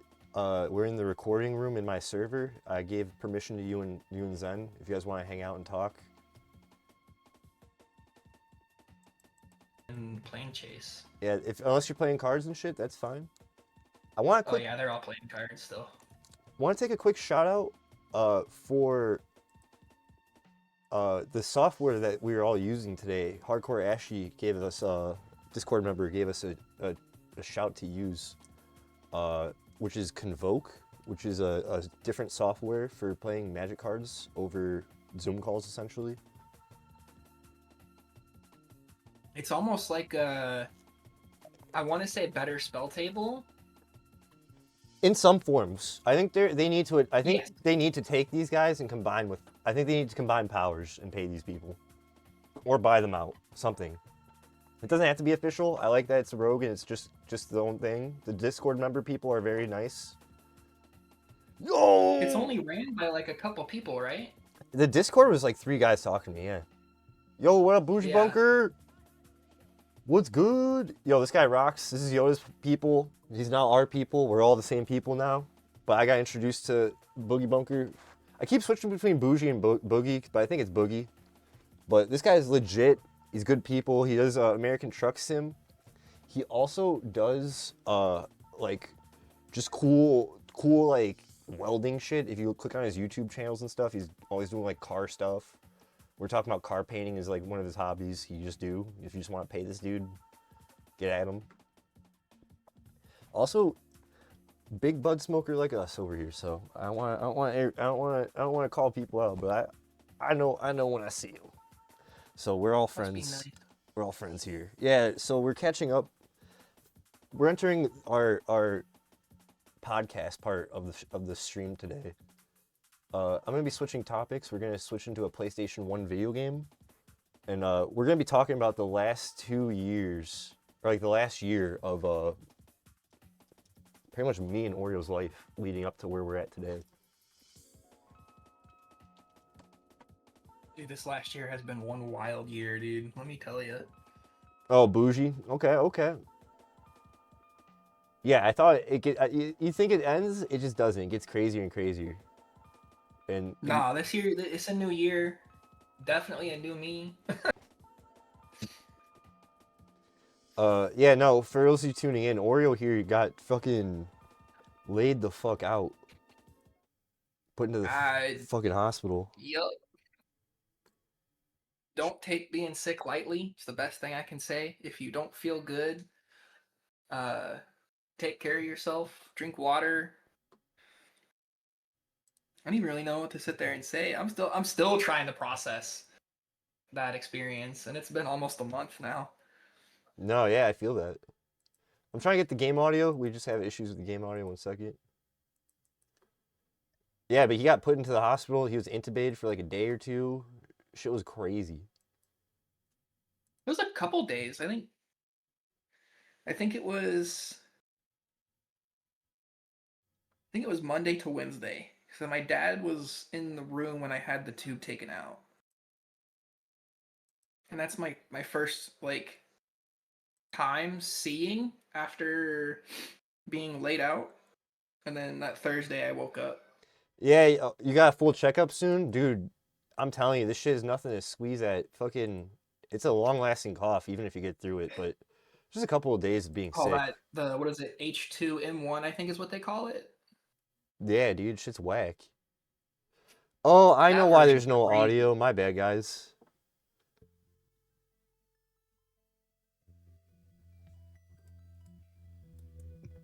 You guys should hear game audio now. I'm gonna get the monitoring back in my ear.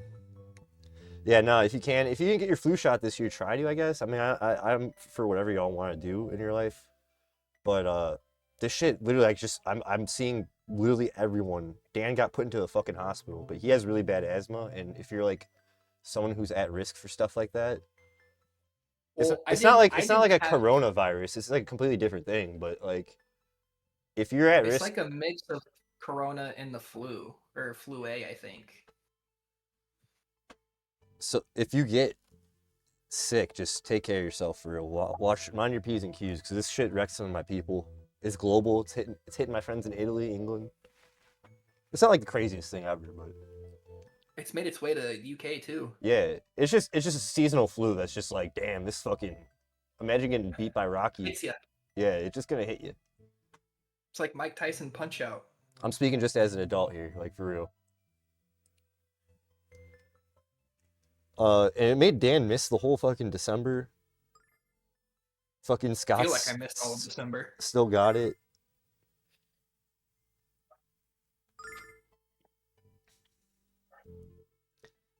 Okay, so. Oh, I scared the crap out of you in Atlanta. Dude, I met Dan, guys. So yeah, when I first. So Atlanta MagicCon was when I met Dan for the damn near first time. IRL. And I didn't know he had like real bad asthma. And it was fucking scary because he was like hacking up a lung. And I was like, oh shit. And I made him walk through like West Atlanta, like at damn near at night. I made him hike through fucking humidity and shit. And I didn't know I was killing him. I was so fucking like, dude, what the fuck? But he's a trooper.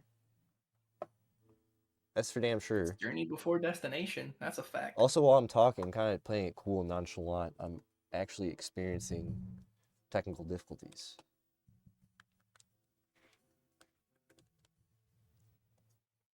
Planes are the biggest problem at spreading it. I think so. We took Dan on a plane, so we spreaded that shit. That's for sure.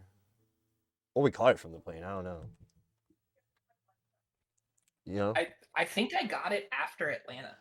But it's just, it was a good time. It was my first time in the sure. South with Dan last September. It was our vacation trip for a convention for the Magic card game we all play.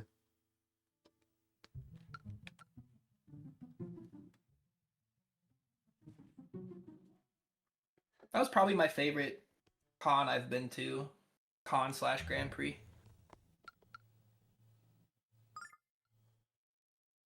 Also, Dan, I was talking over you. My bad. I didn't know I was muted on my ears. Oh, you're good, man. I'm not too worried about it. I'm tripping. I forgot that this looks a lot like Fire Emblem. Well, Fire Emblem looks a lot like this. This came first, so. My bad. My bad. But, nah, for real, fucking Restless Tornado got hit. Everyone got sick really, really bad. Oh, why I Zen's not feeling the greatest. Zen recovered the fastest. He did. He really, really did. Was he out for like, what, 2 days? And he was good? Yeah, he just did whiskey tea, to be damn near honest with you. Yeah, he did a southern man treatment on himself.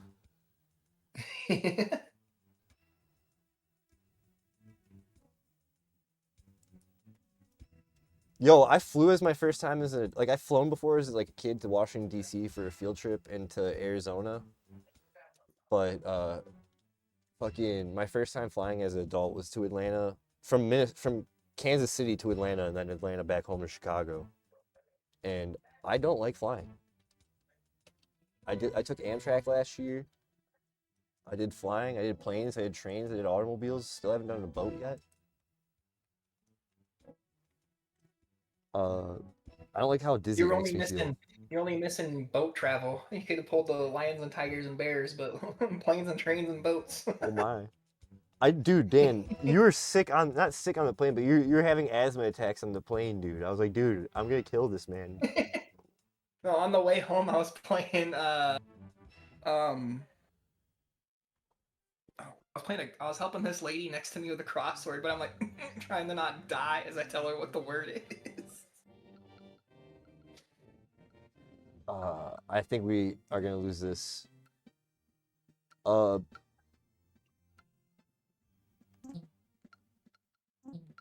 had that weird Temu fucking.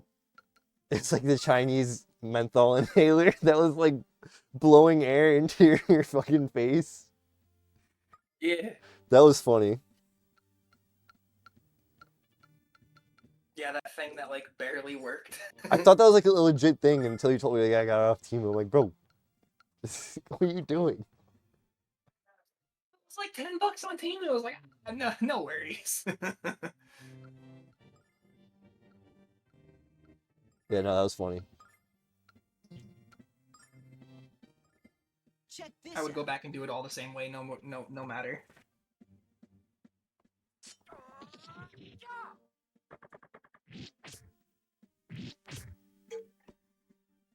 Summon elemental power. I'm gonna turn off the noise suppression on my mic, so give me a second.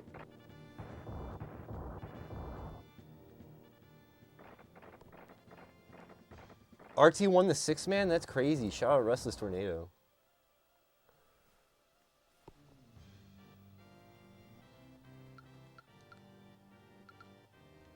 Did my whole team just get wiped?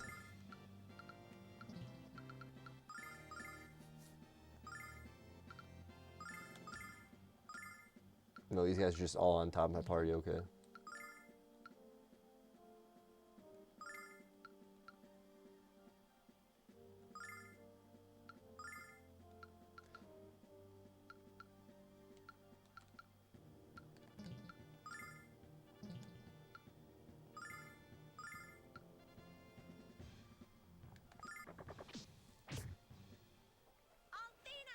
Yo, Oreo and Zendo, like I said, I didn't know if you guys are whatever you're doing. If you guys want to get in, feel free to come in, talk about stuff, get in the call. We were talking about just MagicCon Atlanta in September. Dan getting put into the hospital, missing all September. Hashtag free Oreo was the whole thing. That shit stressed me out, man. I can only imagine how you felt through it all. Like, dude. Oh. Still trying to figure out how to put it into words. Nah, I think you got inspired for sure. I think you should work with what you're trying to work with. It seems like you're trying to write something that's like reality based. It's definitely a type of writing that I've never like done like for like that wasn't like part of like a creative writing course. Like creative writing, they really kind of forced you to like write more like modern real time. So like writing this, it's definitely gonna have to be like remembering exactly what my like what I learned from creative writing, but it's gonna be definitely gonna be fun. Yo, what's going on, L Dibs? Nah, we're bringing back. We took a hiatus for like a month and a half, 2 months for the Friday show. We're bringing it back, the Lunar Silver Star story. And Bri, what's your problem with OBS? Let me know. I can help you out. Talk about it right here all day. We got you. Yeah, you're on your Chuck Palahniuk arc, I think. You're on your reality based. I don't know, when I did traveling to Boston the first time, I felt like I had a life-changing experience just seeing things I didn't even know Boston existed. changed you. Yeah, Boston changed me for sure. I don't know, for the better. Same with Atlanta. I came back changed. I don't know if it was for the better or not. Now I'm fully influenced by the South. I've become a demon or something. But other than that, it's whatever.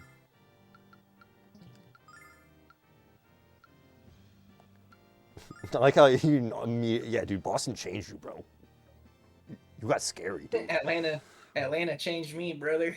Dude, you got scary, dude. Yeah, dude, you became addicted to pork buns and the southern twang. You're like, what are we gonna be doing today, brothers? Let's go hit the river, start fishing. Go grab ourselves a little steamed pork bun with a Coca-Cola on the side. You're all like, yee. I blame Marcos or whatever. I can't remember his name. Marco? I know it was like Mark something. Marco, that was what it was. It was his accent. That's his accent Southern gave me Carolina, that, yeah. like, Southern... just brought it out. It was like the biggest, the slowest twang ever. That was like, yeah, dude, totally, brother.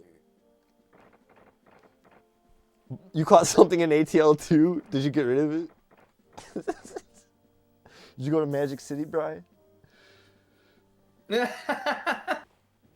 I remember when you called him and I was like, "Why ain't your DoorDash working?" He goes, "Bro, we a strip club." Yeah, dude. I was like, what the fuck?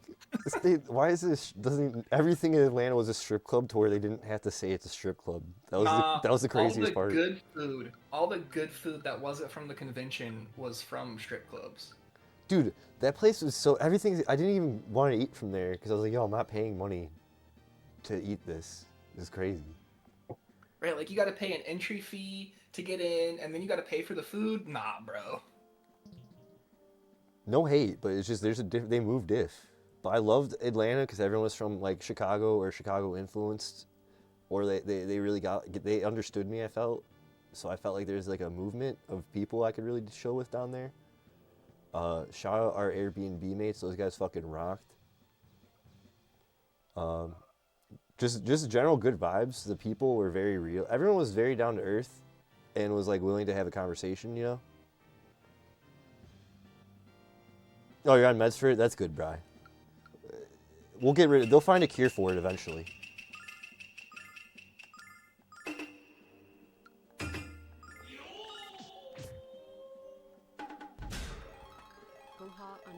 Zenith just redeemed. Check Yeah, if I could, I'd do it all over again just to experience the pork buns, though. I'm not gonna lie to you. Nope. No? Definitely not. No? Pork buns all the way. No, that's what I'm saying. If I could do it again, it would just be to experience the pork buns. What up, Zen? Thanks for checking in. We're recapping Atlanta. I just opened the cards and my mystery booster pin. If everyone wants to recap, we just opened a MagicCon mystery booster pin. One randomly selected pin. So it's like a gacha. And we got the mystery. We got one of the 3 mysteries. Dragon, I think this is Ulamog or something else. Maybe it's, maybe this is... Kozilek and Ulamog are the 2 Eldrazi Titans on that one. Yeah, and then this is the 3rd one, which is Lord High Artificer Urza. So you're trying to get Twitch and OBS to talk. I'm installing a new NVIDIA driver right now. Oh, so like, yo, Bri, when you go into your settings, you might have to change your encoder settings. If you go into settings, advanced, or settings, output, your encoder, change it to software X264 or another software. Go to your, if you go into your OBS settings and just type in encoder in the search bar, which I'm sure they have one, you should be able to fix that. I think it's your encoder, Bri. 6-player plane chase, 100% fun. Do we endorse? Are we Pack Boys endorsing? I try not to. I give people just a couple, probationary period. But are we endorsing Convoke as a spell table alternative? Let me know. I'm down for it. I mean, I want to try this 8-player plane chase. RT won. I want to know what happened. Seems like everyone had a good time.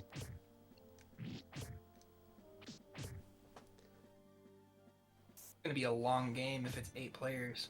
But yeah, update your drivers, Bri. But I think I swear to you, it's probably your encoder.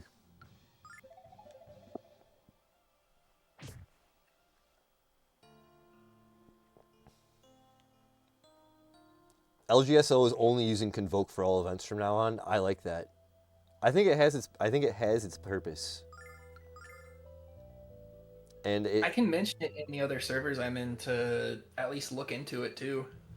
Yeah, just tell them like, yo, we're trying it out. It doesn't feel sketchy or nothing. Seems like the guys are cool. The Discord's open. Just people trying to do what Spell Table did, just off good merit. Also, it's not peer-to-peer camera. It's like hosted, so you get a better connection.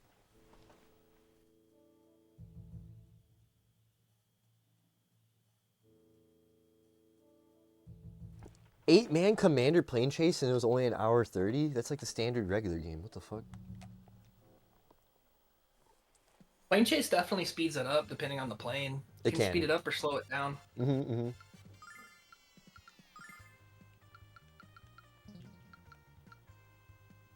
think we're gonna AI the whole party and just chill.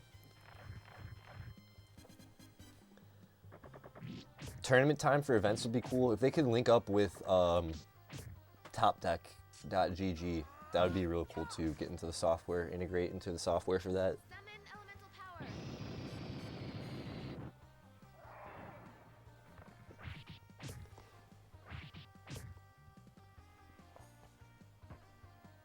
But I hope everyone's doing good.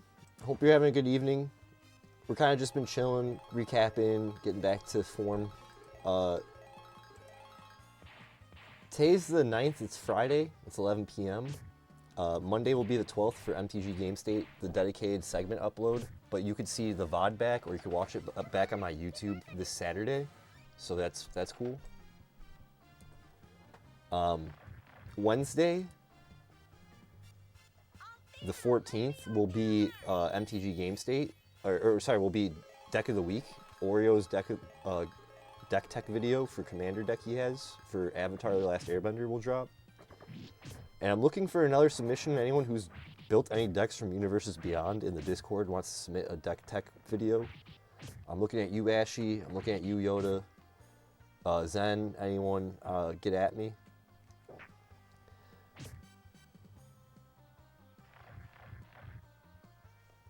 And then I think that week, the 11th, the 12th through the 18th, I'm going to take a screen break.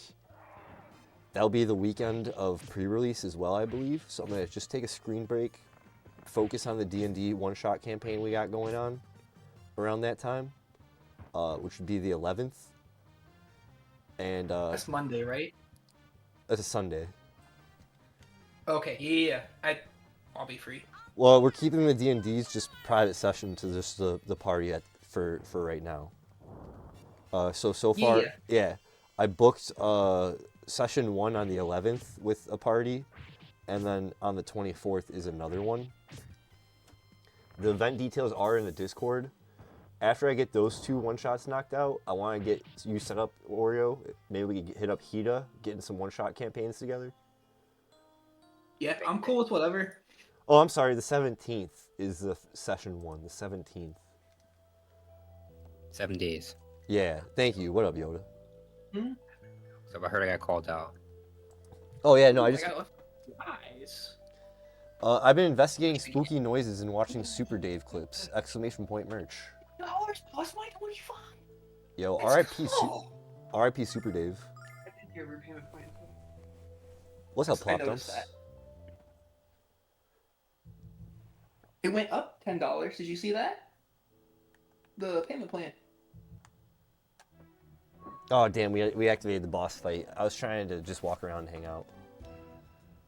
I was about to sit there and say you're getting whooped on here, bro. I know. I want to go grind. 'Cause I think that's what we're gonna have to do. Because I don't have a lot of MP.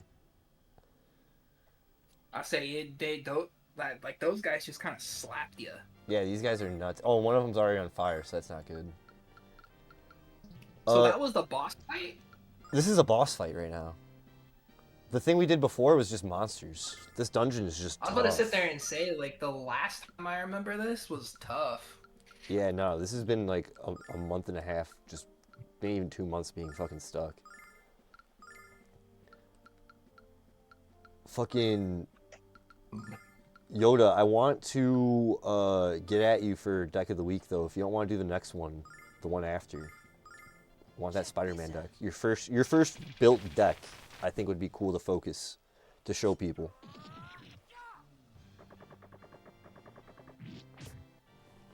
Are you... Oh, Yoda just... Yoda dipped. Fuck you, Yoda. Cave? What? Summon elemental power. Where are you at in the cave? So the bronze dogs are the boss fight. Yeah, I'm at the Bronze Dogs. I think that's what these things... Yeah. So... Red Cave Bronze Dogs. So their first attack for both of them will be the Heat Rush.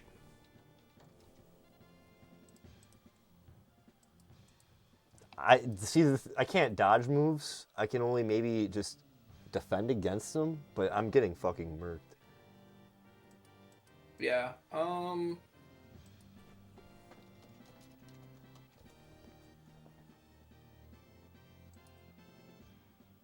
I mean, I have the guide up, so I'm not sure how you feel about that. But, I always try to have a guide up, so any advice or tips, bro, backseat me. it Hey, Ashley, says welcome to the stream. they're not all that hard as long as you attack them one at a time. The strategy is to use Alex, you use Vigor, and then Sword Dance every round after, like casual. Kyle should use Power Up and then Power Slash, or Power Sweep, in parentheses. Of course, only the latter if both can be hit at once, in parentheses. Every round after, Jessica should keep everyone healthy. Mia should cast Ice Wall or Blizzard.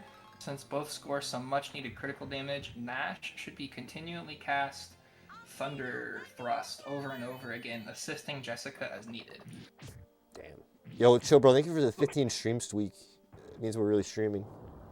Also, what's up, Ashley? Welcome to the stream. We're kind of just hashing out the details of some shit on this game. Trying to make some forward progress. Also, thanks for the. We're all saying the official spell table replacement for our server right now might be convoked for the time being, just for fun. And then so good. It's so good. I'm down to play wherever. If everyone's like, "Oh, can we do spell table instead?" Like that wouldn't be a big deal to me. You know? No, it really over it, bruv. Honestly, wait till you start playing on it. I like the 8-man idea. How is that? It was good. It went quick too. Only an hour and a half. What do the new guys? I mean, not the new guys, but the guys who weren't using it before think of the software. Yeah, they're loving it.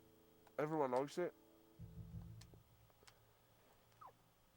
Yeah, you lost Alex. The problem was though, I couldn't tell anyone about it because it was in beta and we was testing it. Sword Dance looks like it's the thing. Oh yeah. Yeah, so their hit points are 85 x AL. Oh really? Yeah, it says so for bronze dogs, their hit points are 85 AL. Their attack is 3 times AL. Defense is 1 times AL. Agility 1 times AL. Wisdom 2. Mag end 1. Number of attacks 2. Range 40. XP points 2,000. Oh, I'm supposed to give some items to my guys too before that fight. That's the thing. So I just wanted to. Let me see what it sits there and says. Oh fuck! I did it again. Oh my god! I can't reset. We're gonna have to turn the game on and off. Good thing I fixed my PS2, guys. I learned I could service a PS2 Slim now. Anyone who needs your PS2 repaired, hit me up. Yeah, it sounds like Alex and Nash are going to be your big hitters for this fight. I'm assuming so. I'm just going off of what sounds to me because I don't know much about the game. It sounds like Sword Dance and Thunder Thrust are going to be your big ones.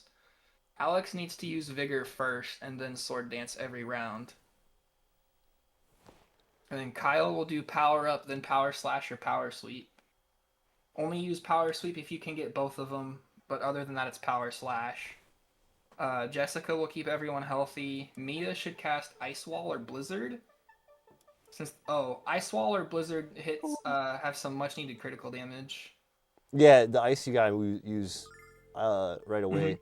I just don't have. I gotta re-up everyone's MP and shit. Yeah, and then Nash should be assisting Jessica as needed. That's what the guide says. I almost think, bro, I kind of want to backtrack, fight those monsters that are behind in that fire. They're tough, and keep backtracking to go out into a town.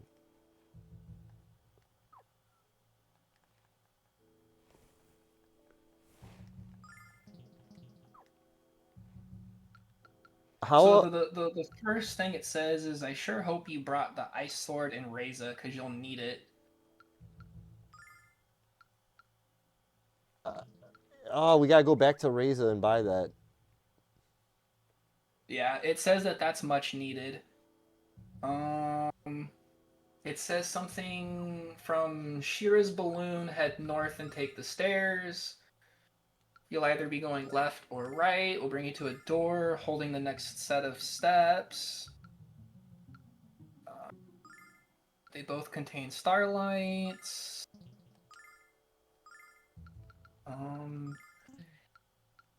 Says something about the flame wall path on the west.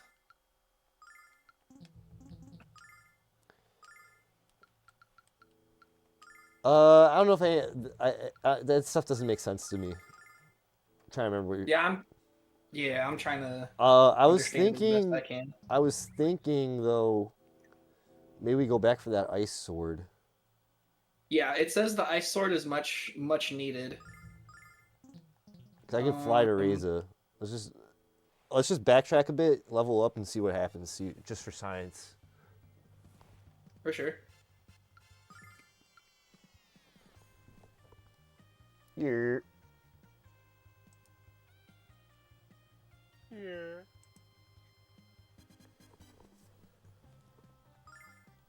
How long have you been messing around with the Convoke stuff, Ashy?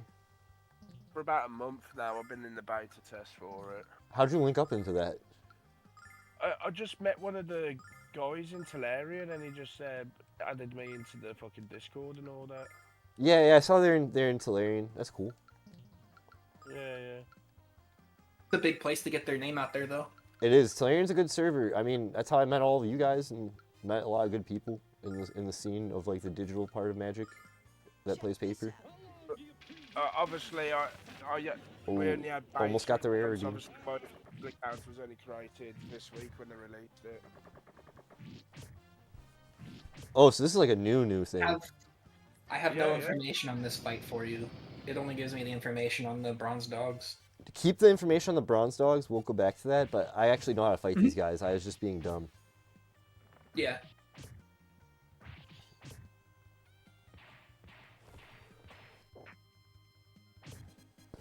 You know, when I've been there, I've been downloading a lot of retro games on the Switch, you know, Pat. I've been over Christmas.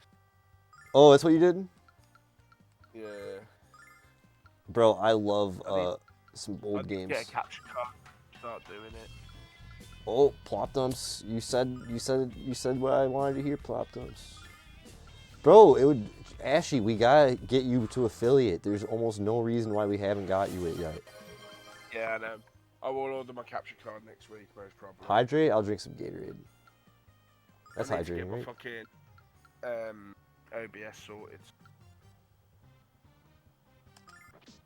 Or Streamlabs, I don't know, I decided which one to get. It doesn't really matter, it depends on what you're trying to do.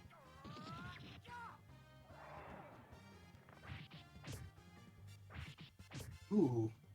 Just left me with $80. I might sit there and get Battlefield 6.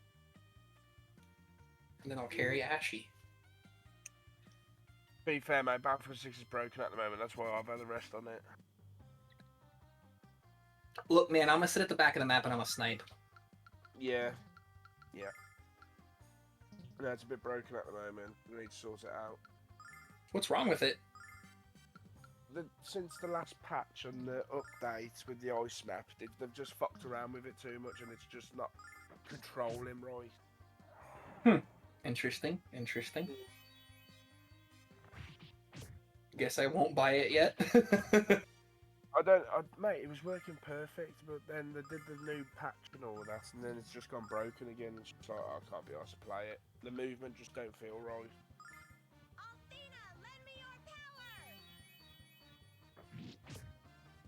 Quiet, touched it for a couple of weeks. Well, since before Christmas. You were locked in, bro. I was locked in, I was enjoying it, but then they fucked it up again. Yo, have a good night, Bri, for real. Thanks again for hanging. Any OBS questions we'll hash out tomorrow, too. Yeah, I need to mine out. Don't know if we're going to use OBS Game Labs yet. I ain't decided what my main platform's going to be. I mean, OBS is just basics. I think it's good. I use Streamlabs, but I like the extra shit it just has just to kind of fuck around with it. I'm interested in the software. But if you're just trying to just stream, get the basics, like, OBS it up. Should be Streamlabs, Huh? Should be Streamlabs, I think. I think that's what most Twitchers use. Some use Stream Elements. Hang on, which one have I got? Yeah, be Zen safe. Be says, safe, Ashley, brother. Don't forget to close the game. What's he say? Don't forget to He close said, the game. Ashley, don't forget to close the game. Yeah. Oh yeah, I will. Do it now. Someone's still in it, apparently. Dan, I'm gonna save here so we have those guys beat because that was a really tough boss. Like, not boss, but that was a really tough monster fight. I'm gonna try to backtrack out of the dungeon, and we're gonna go back and get that sword. Yeah, it says that you need the ice sword in Reza. Yeah, let's go. Yeah, it's glitched at the. Yeah, I just start reporting stuff in the server with what's going on, so the faster, even if they can't get to stuff, at least it helps them.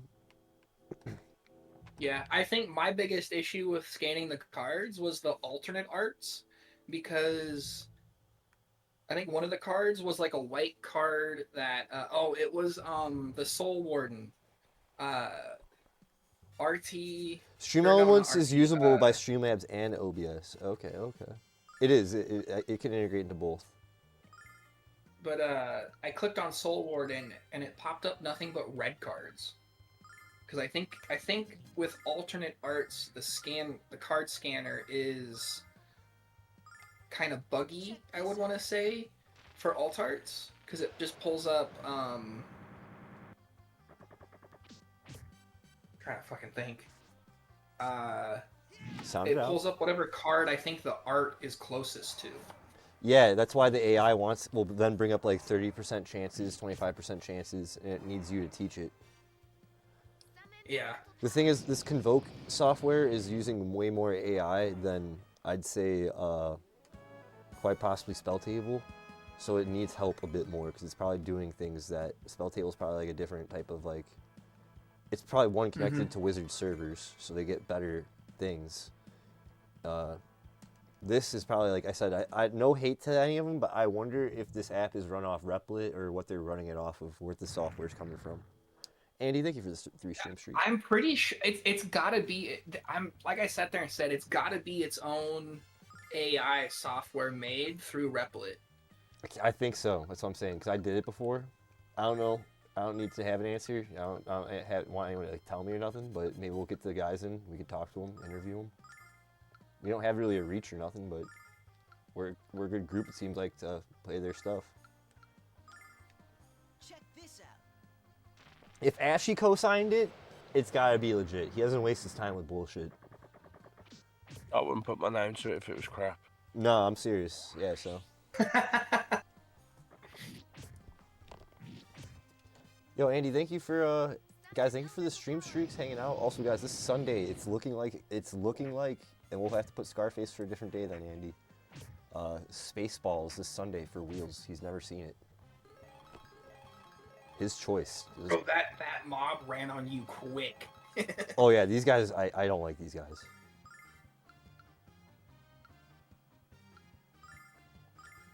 Because you have to use a lot of your abilities, and I don't have a lot of abilities to like. Yeah. It's just so dumb.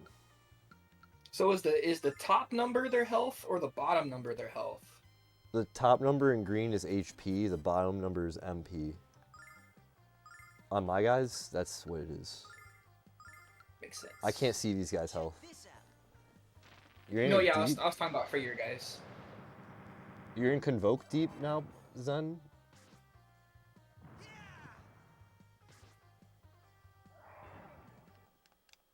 I say for real, get those guys jobs, or they gotta start creating an environment that's like gonna pressure Spell Table to like be like, whoa, people are drinking Pepsi over Coke right now. What are we doing? I'm all for it. What? Pepsi over Coke? No, I'm just saying no, just dang, you got really you're like, what? Bro, I'm giving you crap, bro. I was like, dude, what did I say, dude? But a real note though, Coke over Pepsi all the time. Yeah, are you kidding me? Pepsi's only when I'm at like Pizza Hut or something. If I'm like out, I like the Pepsi at restaurants. Thank you. Pepsi is only good with Pizza Hut pizza. Yeah, not sponsored or anything, but just saying. In that red plastic cup, a Pepsi with ice, you're at a buffet. Shit hits different. Take a couple bites of the pizza, wash it down. Can I get a Pepsi? There's no Coke in the A. Yeah, yo, where can can't man get a Pepsi in this town? I was really getting mileage with that joke. Didn't Atlanta have like a Coke museum or something? Yeah, in the it? museum of Coca-Cola is damn near in the downtown center. I'm like at the convention center. I'm like, yo, we're gonna man get a Pepsi in this town. Oh, dudes. I don't know, No way Zen. out Pizza I the think Hut. I can out Pizza the Hut. Nah, I out Pizza the Hut. I'm not getting into the Little I was Caesars. I was the pizza maker at my job. Are we starting this bullshit again? Yeah, I was gonna say, yo, Ashley, you got Little Caesars out there? Nah, we don't have crap out here, mate. Damn. So, so for pizza, what do you do for pizza? Yeah, what's our pizza options? Papa John's, Domino's, a Pizza Hut, or Pizza Express. What about do we got like Express? mom That and sounds pop? better. Do we got like British Italian dudes just doing their thing? You have got like Italians doing their stuff, yeah. British Italian. Like a family or something, maybe someone from like Yeah, the yeah, 50s. That's like all in Birmingham and all that, like the bigger towns and cities. Right, we ain't got one round here. Gotta ask though. I see a lot of these TikToks. What is the worst British accent? Pepsi comes from South Carolina? Oh, we gotta hold our tongue then. Worst British accent. And that's with See, love. people, That's with love. people No would hate. say, like, No hate. Brummies or Douglas. I'm from round there, so I would never say that. The Brummie accent I is hear rough. a lot of people say Birmingham. That's what he's saying, the Brummie accent. Yeah, that's what I hear a lot of people say is Birmingham. Yeah, Birmingham or Dudley, they would say Black Country. Yeah, that's a internet meme for sure. I've seen those. Yeah, they do say that a lot about us. But I would say Scouse is the word, if I'm honest. We're Scouse. Scouse? Yeah, Liverpool. Oh, what? Yeah. That's because they're all Irish. No, they're not. They're Northern. Well, no, but Liverpool originally was an Irish community. No, That's where the not. Beatles are from. It's not even close. Dude, what do you mean? No. The Beatles are all Irish. No, they're not. They're the Scousers. Yeah, but their families all came from Ireland to move there. Besides Ringo, I don't know where he's from. No. No. Look it up, dude. I mean, I'm not gonna argue with the British guy. You're from there, not me. I'm American. What do I know? But I was about to say you're gonna argue British music with the British guy. The Beatles are Scousers. he's from, dude. By He's, the way, what's that's probably Youngblood a up fair to? thing. What? What's Youngblood up to, Ashy? Mate, he's got a load of money off Ozzy, I know that for a fact. Well, I mean, yeah. Can I get a Scotch calzone with a spotted dick? Damn, that's a. What the fuck? I feel like I know what he's talking about. That's crazy. Do you know what a calzone is? Yeah, Okay. it's the pizza sandwich. It's just inside. Everyone is Irish. I I mean, no, everyone's not in a- Irish. in America, everyone is 100% generic. If you're like a white dude, you're damn near for sure Scotch Irish. Here you go, see? Paul McCartney, Liverpool. He ain't got no Irish family. John Lennon, Liverpool. Got no Irish family. Harrison, Liverpool. Got no Irish. See, I told you, they're all Scousers. Ringo Starr. They have Liverpool. Irish ancestry with roots in Dublin, Monaghan, and Wexford. Ringo's Where's the only you one without reading that? Irish. Liverpool itself has a massive Irish population. Bro, you can't take this from me, bro. Please. I'm taking it from you, mate. I don't want to start no issues, just please. Smoke's about to start World War III in the server. Harrison Hotel, Ferries. Yeah, I'm half Irish, for sure. But I don't think I'm Irish, I think I'm Scotch Irish. So I'm just Scottish Irish. I can't remember. I know that there's Viking heritage in my dad's side.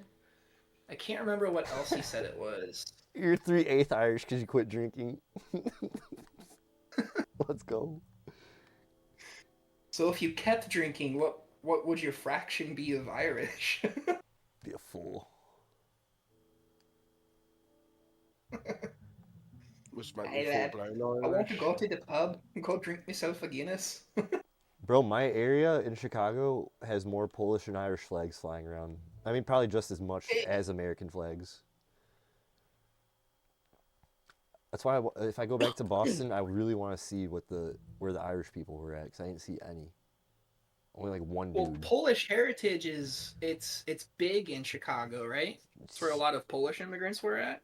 Yeah, New York is the biggest, but Chicago has some of the biggest Polish events outside of the Nah, New capital of York is Poland. Italian. What do you mean? Yeah, but if you look up, New York has a bigger There's more Polish people, Italian people, and Irish people live in New York than Chicago. But Chicago has some of the most famous people of those races as well, because they all move westward. It's just, you gotta understand. Interesting. They all had to go to gonna New York say- first if their families didn't I'm go to gonna the say, Midwest. oh, there you go. Embarks on his Irish. You can't take this from me, bro. No. You're wrong, but you're right. Yeah, they're not Hiding Irish. with They aren't. cereal is The wild. Beatles are No. English. The Beatles are English. It said King John in 1207 announced the foundation of Borough of Liverpool, but that was during its Irish campaigns when they was all going over their campaigning against Ireland. But there's no Irish. People there today, so it's not right to say that Liverpool is like full of Irish immigrants. But no, it came from the Romans. It says here it was a Roman port of Cheshire. Oh wow. Yep. Yeah. With the Roman Empire, that was like one of the biggest empires to ever exist. Was the Roman Empire? They had a lot of influence north. You had to let me look at history book text, then, you dickhead. Yeah, my bad, mate. You know, welcome to the show. When you talk with me, I just talk real life sometimes. My bad. Try not to. Yeah, it's European. So because it was from the Romans, so yeah, it was a Roman dwelling, and that's from 1207. And that's not me. That's science. And that's when Liverpool was founded too. Damn. Weren't you supposed to go to Reza to get the ice sword? I can't go back. It won't let me backtrack. When I get to the hot air balloon, it's like, yo, we gotta go beat that guy, bro. Yikes. It's one of those games.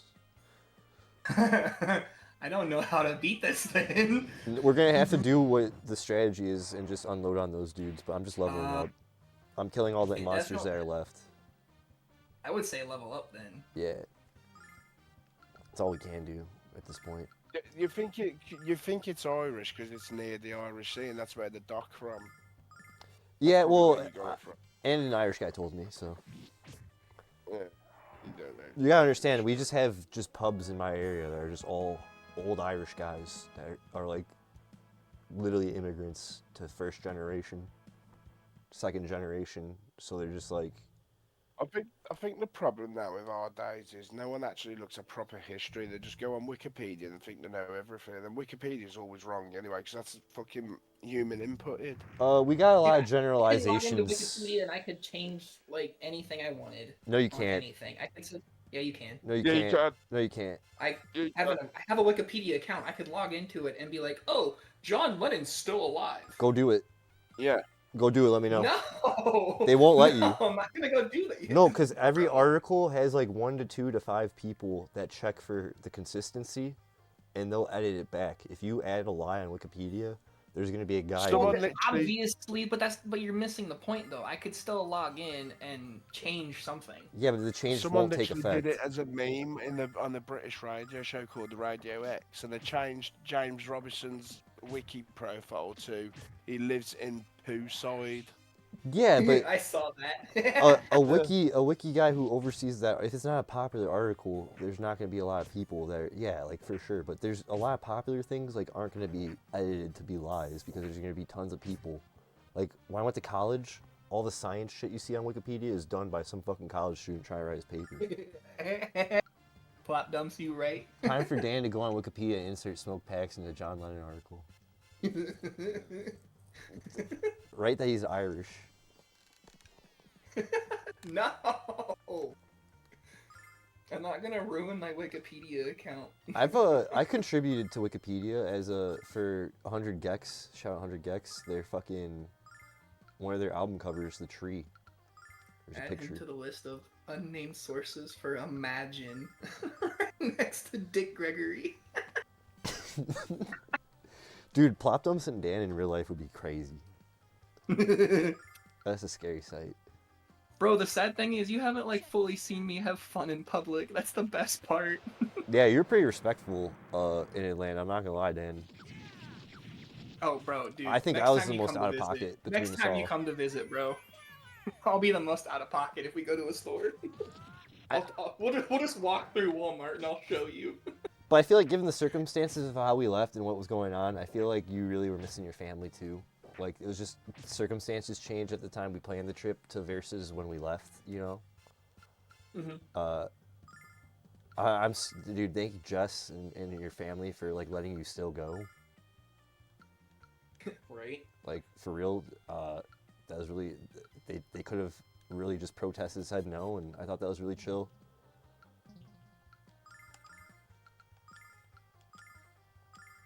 But I remember you get so fucking baked, you're like, yeah, I'm gonna go to bed now. You just get up and walk away. Bro, that was the sad part. I got up, walked over, plugged my phone into the charger, and I laid on the bed. And next thing I know, I'm waking up, turning my alarms off. Yeah, polite dudes go unhinged. Y'all go crazy. I guess I'm not a polite guy as much as I thought. I was definitely more like conservative in Atlanta. In the name of the goddess. But there's if I were to go back, I would definitely wear different clothes. yeah, you're in like long clothes. You're in Midwest clothes. Well, nah, I would definitely wear Jordans. I'd wear neutral colors, wear Jordans. I'd have better respect there. Yeah, definitely. Yeah. I think the best part was you were so surprised. We were talking about sports, and then we swapped to shoes, and I still knew game. Yeah, I was like, yo, Dan, the guys in Atlanta were like, this is your first time ever hanging out with black people before? And I was like, what the fuck? How many white people have came here that just have never seen, like, I don't know. I was like, yo. But then I was watching a video of people who moved to Chicago from California into the black neighborhoods here as black people. And some people said that they've never seen neighborhoods or areas where it was all one type of people. And that's why I vibed with Atlanta, because I could tell it's like Chicago in a way on some things. And I thought that was just a funny question when they asked me that. I was like, yeah, dude, what do you mean? I live in Chicago. Like, also it's 2026. Everyone lives everywhere. Almost damn near, you know? We literally just need a bullet train to every capital city or major city to start. But it was a culture. There was a culture exchange. I don't know if it was necessarily how we see each other culture, but definitely our state culture and our north-south country culture did get exchanged for sure. 100%. I didn't see anything different between black or white that was anything different than where we were. No. Where we live. Like, yeah, dude, everyone just knows ball. It's cool, bro. But I think in the Airbnb where we were at an Airbnb and there's guys staying there a bit longer, and it was in a pretty shiesty area. So some of the people who were coming through were like girls on a trip, or like people that weren't really used to understanding the. They're probably from very privileged suburb areas going to Atlanta, not knowing what the deal is. Where me and Oreo, we were on game. Zen, we were on game. The A is your bad hat. Yeah, bad stuff could happen to the A for you. Bro, I think the best part was we was all sitting there smoking a blunt, telling Zen our life stories. Yeah, I like getting to know everyone's, like, we've hung out so many times, but I did get to know you guys a bit better. Dan, getting to know your life story a bit more. Zen's boys, seeing how those were like his oldest friends and how he rocked. Was Bro, you are getting smacked by these elementals. I got out of it. Yeah, I was. But I got a lot of items and health and shit.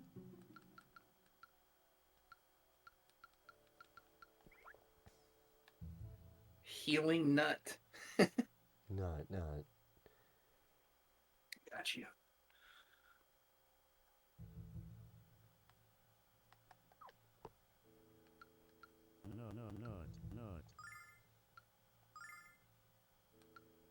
Zen says the A is my bad half. No, that's what I'm saying, dude. If you take a, I was like, yo, if you take a Chicago guy to Atlanta, he's gonna be up to no good. You take an Atlanta guy to Chicago, he's gonna be scared as hell. Literally, you on the fucking train going to fucking from the I'm airport. like already asking for weed and shit. I'm like, yo, I'm already feeling at home down here. I'm like, yo, I don't give a shit. Like, brother. I'm like, what's going on, guys? Where are we? What are we on? The people were nice though. At least they told us a heads up on that train stop. Like they weren't like bullshitting us and stuff.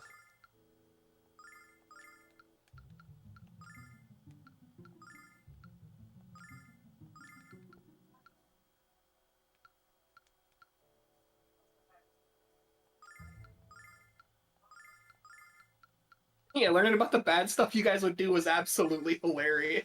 Oh yeah, Zen's just past and shit was funny. Teaching hood dudes magic cards and everyone was like understanding it. But those guys were damn near our age, so they experienced like the same things we did. So it was like, I think the best part was with that game when we were teaching them, they were like, "Oh no, this guy's gonna win," and they're just pointing at me like, "Bro, come yeah, on, they I'm knew just trying to have a good time." they knew Dan was up to some shit. I don't know if it was me up to some shit. I was just in flow state with my best deck. I was freestyling, rapping. It was a good time. Oh, that was absolutely hilarious. That was fun as fuck.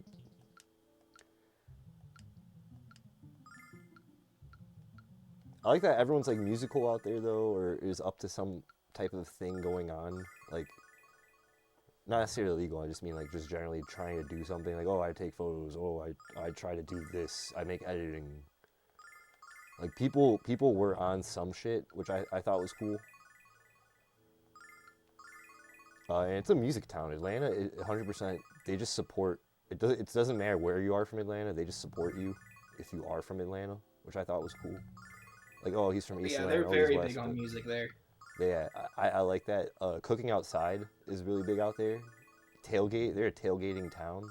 Maybe that's all the South because the football. I don't know. I can't speak for the whole state of Georgia though.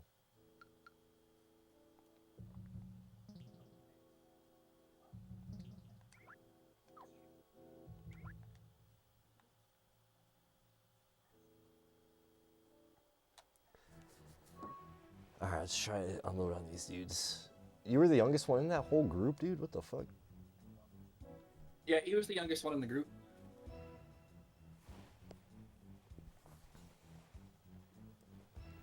Was I the oldest that whole weekend? That's crazy. Yep. I've never been the oldest person. What's up, Ashy? It sounds like you were grooming them. Yeah, that's kind of what I'm doing. No, I'm joking. No diddy. Dude, I had to stop Zen from breaking in a door because he just forgot his code. He's like, I'm just gonna break this door then. Literally, he's like, man, fuck this door. What should I do with Alex? What's the move I should do with Alex? So it says the bronze dogs are not all that hard as long as you attack them one at a time. Here's the strategy to use. Alex should use Vigor and then Sword Dance every round after like usual.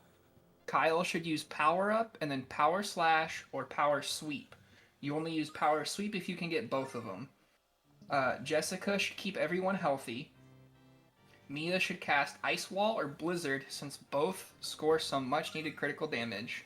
And then Nash should just continually cast Thunder Thrust over and over again, assisting Jessica as needed. So who are you on first? Are you on Alex? I have Alex now. I'm on Jessica now, and I did what you said as you were saying it. Yeah.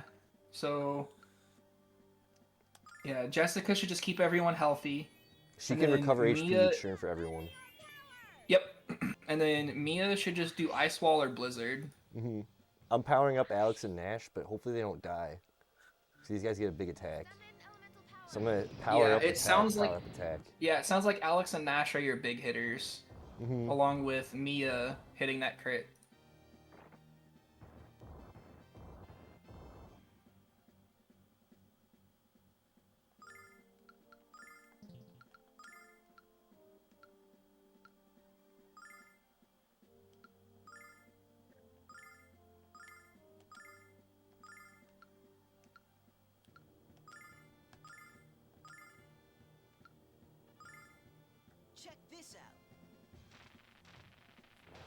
Yeah, I don't know. We'll see. They're also far away, so I don't know if my attacks are going to reach them.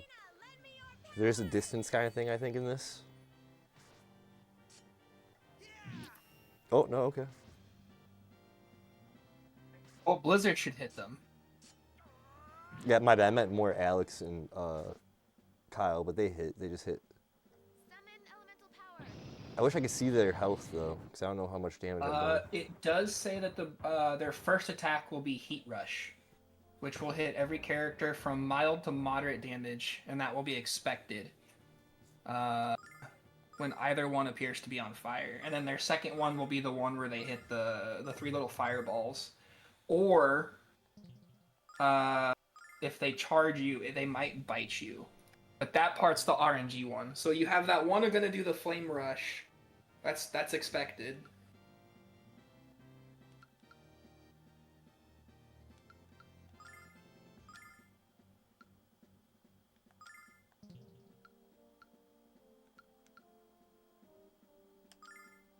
Wow, that was good. 104? Yeah.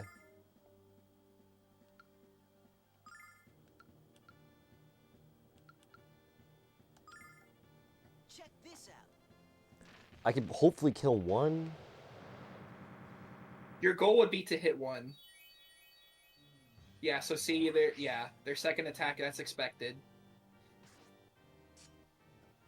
And then Oh, I did another 100 on him. We'll see. Alex just does Sword Dance after Vigor.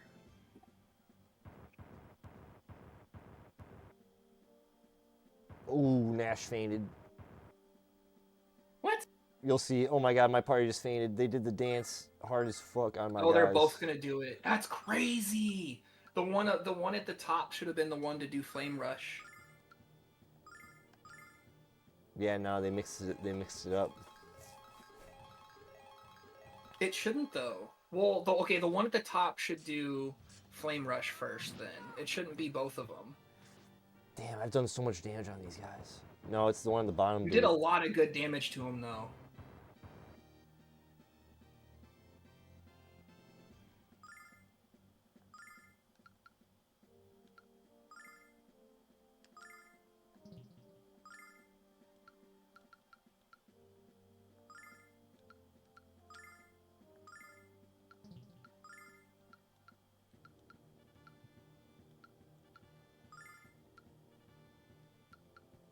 Looks like you lost Mia too. Mm-hmm. Yeah. Ooh, yikes. Yeah, no, everyone got just murked, bro. Oh, you lost your healer. You lost Jessica, didn't you? I got Jessica. But I lost up. Dude, I've done like so much damage. Yo, Zen, have a good evening, bro. Good night, man. Thanks for being here, everyone. Night, Zen. Yeah, GG's. See you tomorrow for round 2. Ooh, round 2. Fight.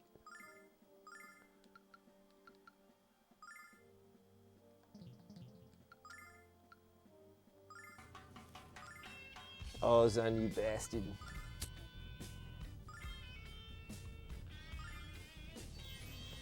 I got you.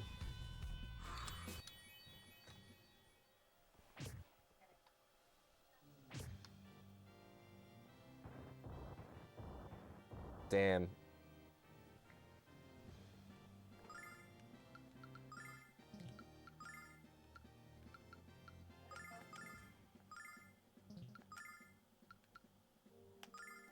Athena, lend me your power. 237 is crazy. Yeah, dude, I put so much numbers on these guys.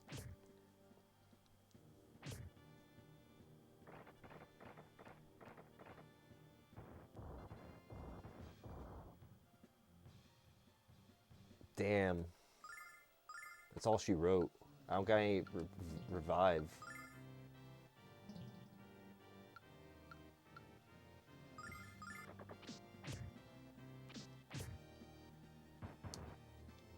This party wipe is a dead man's party right here.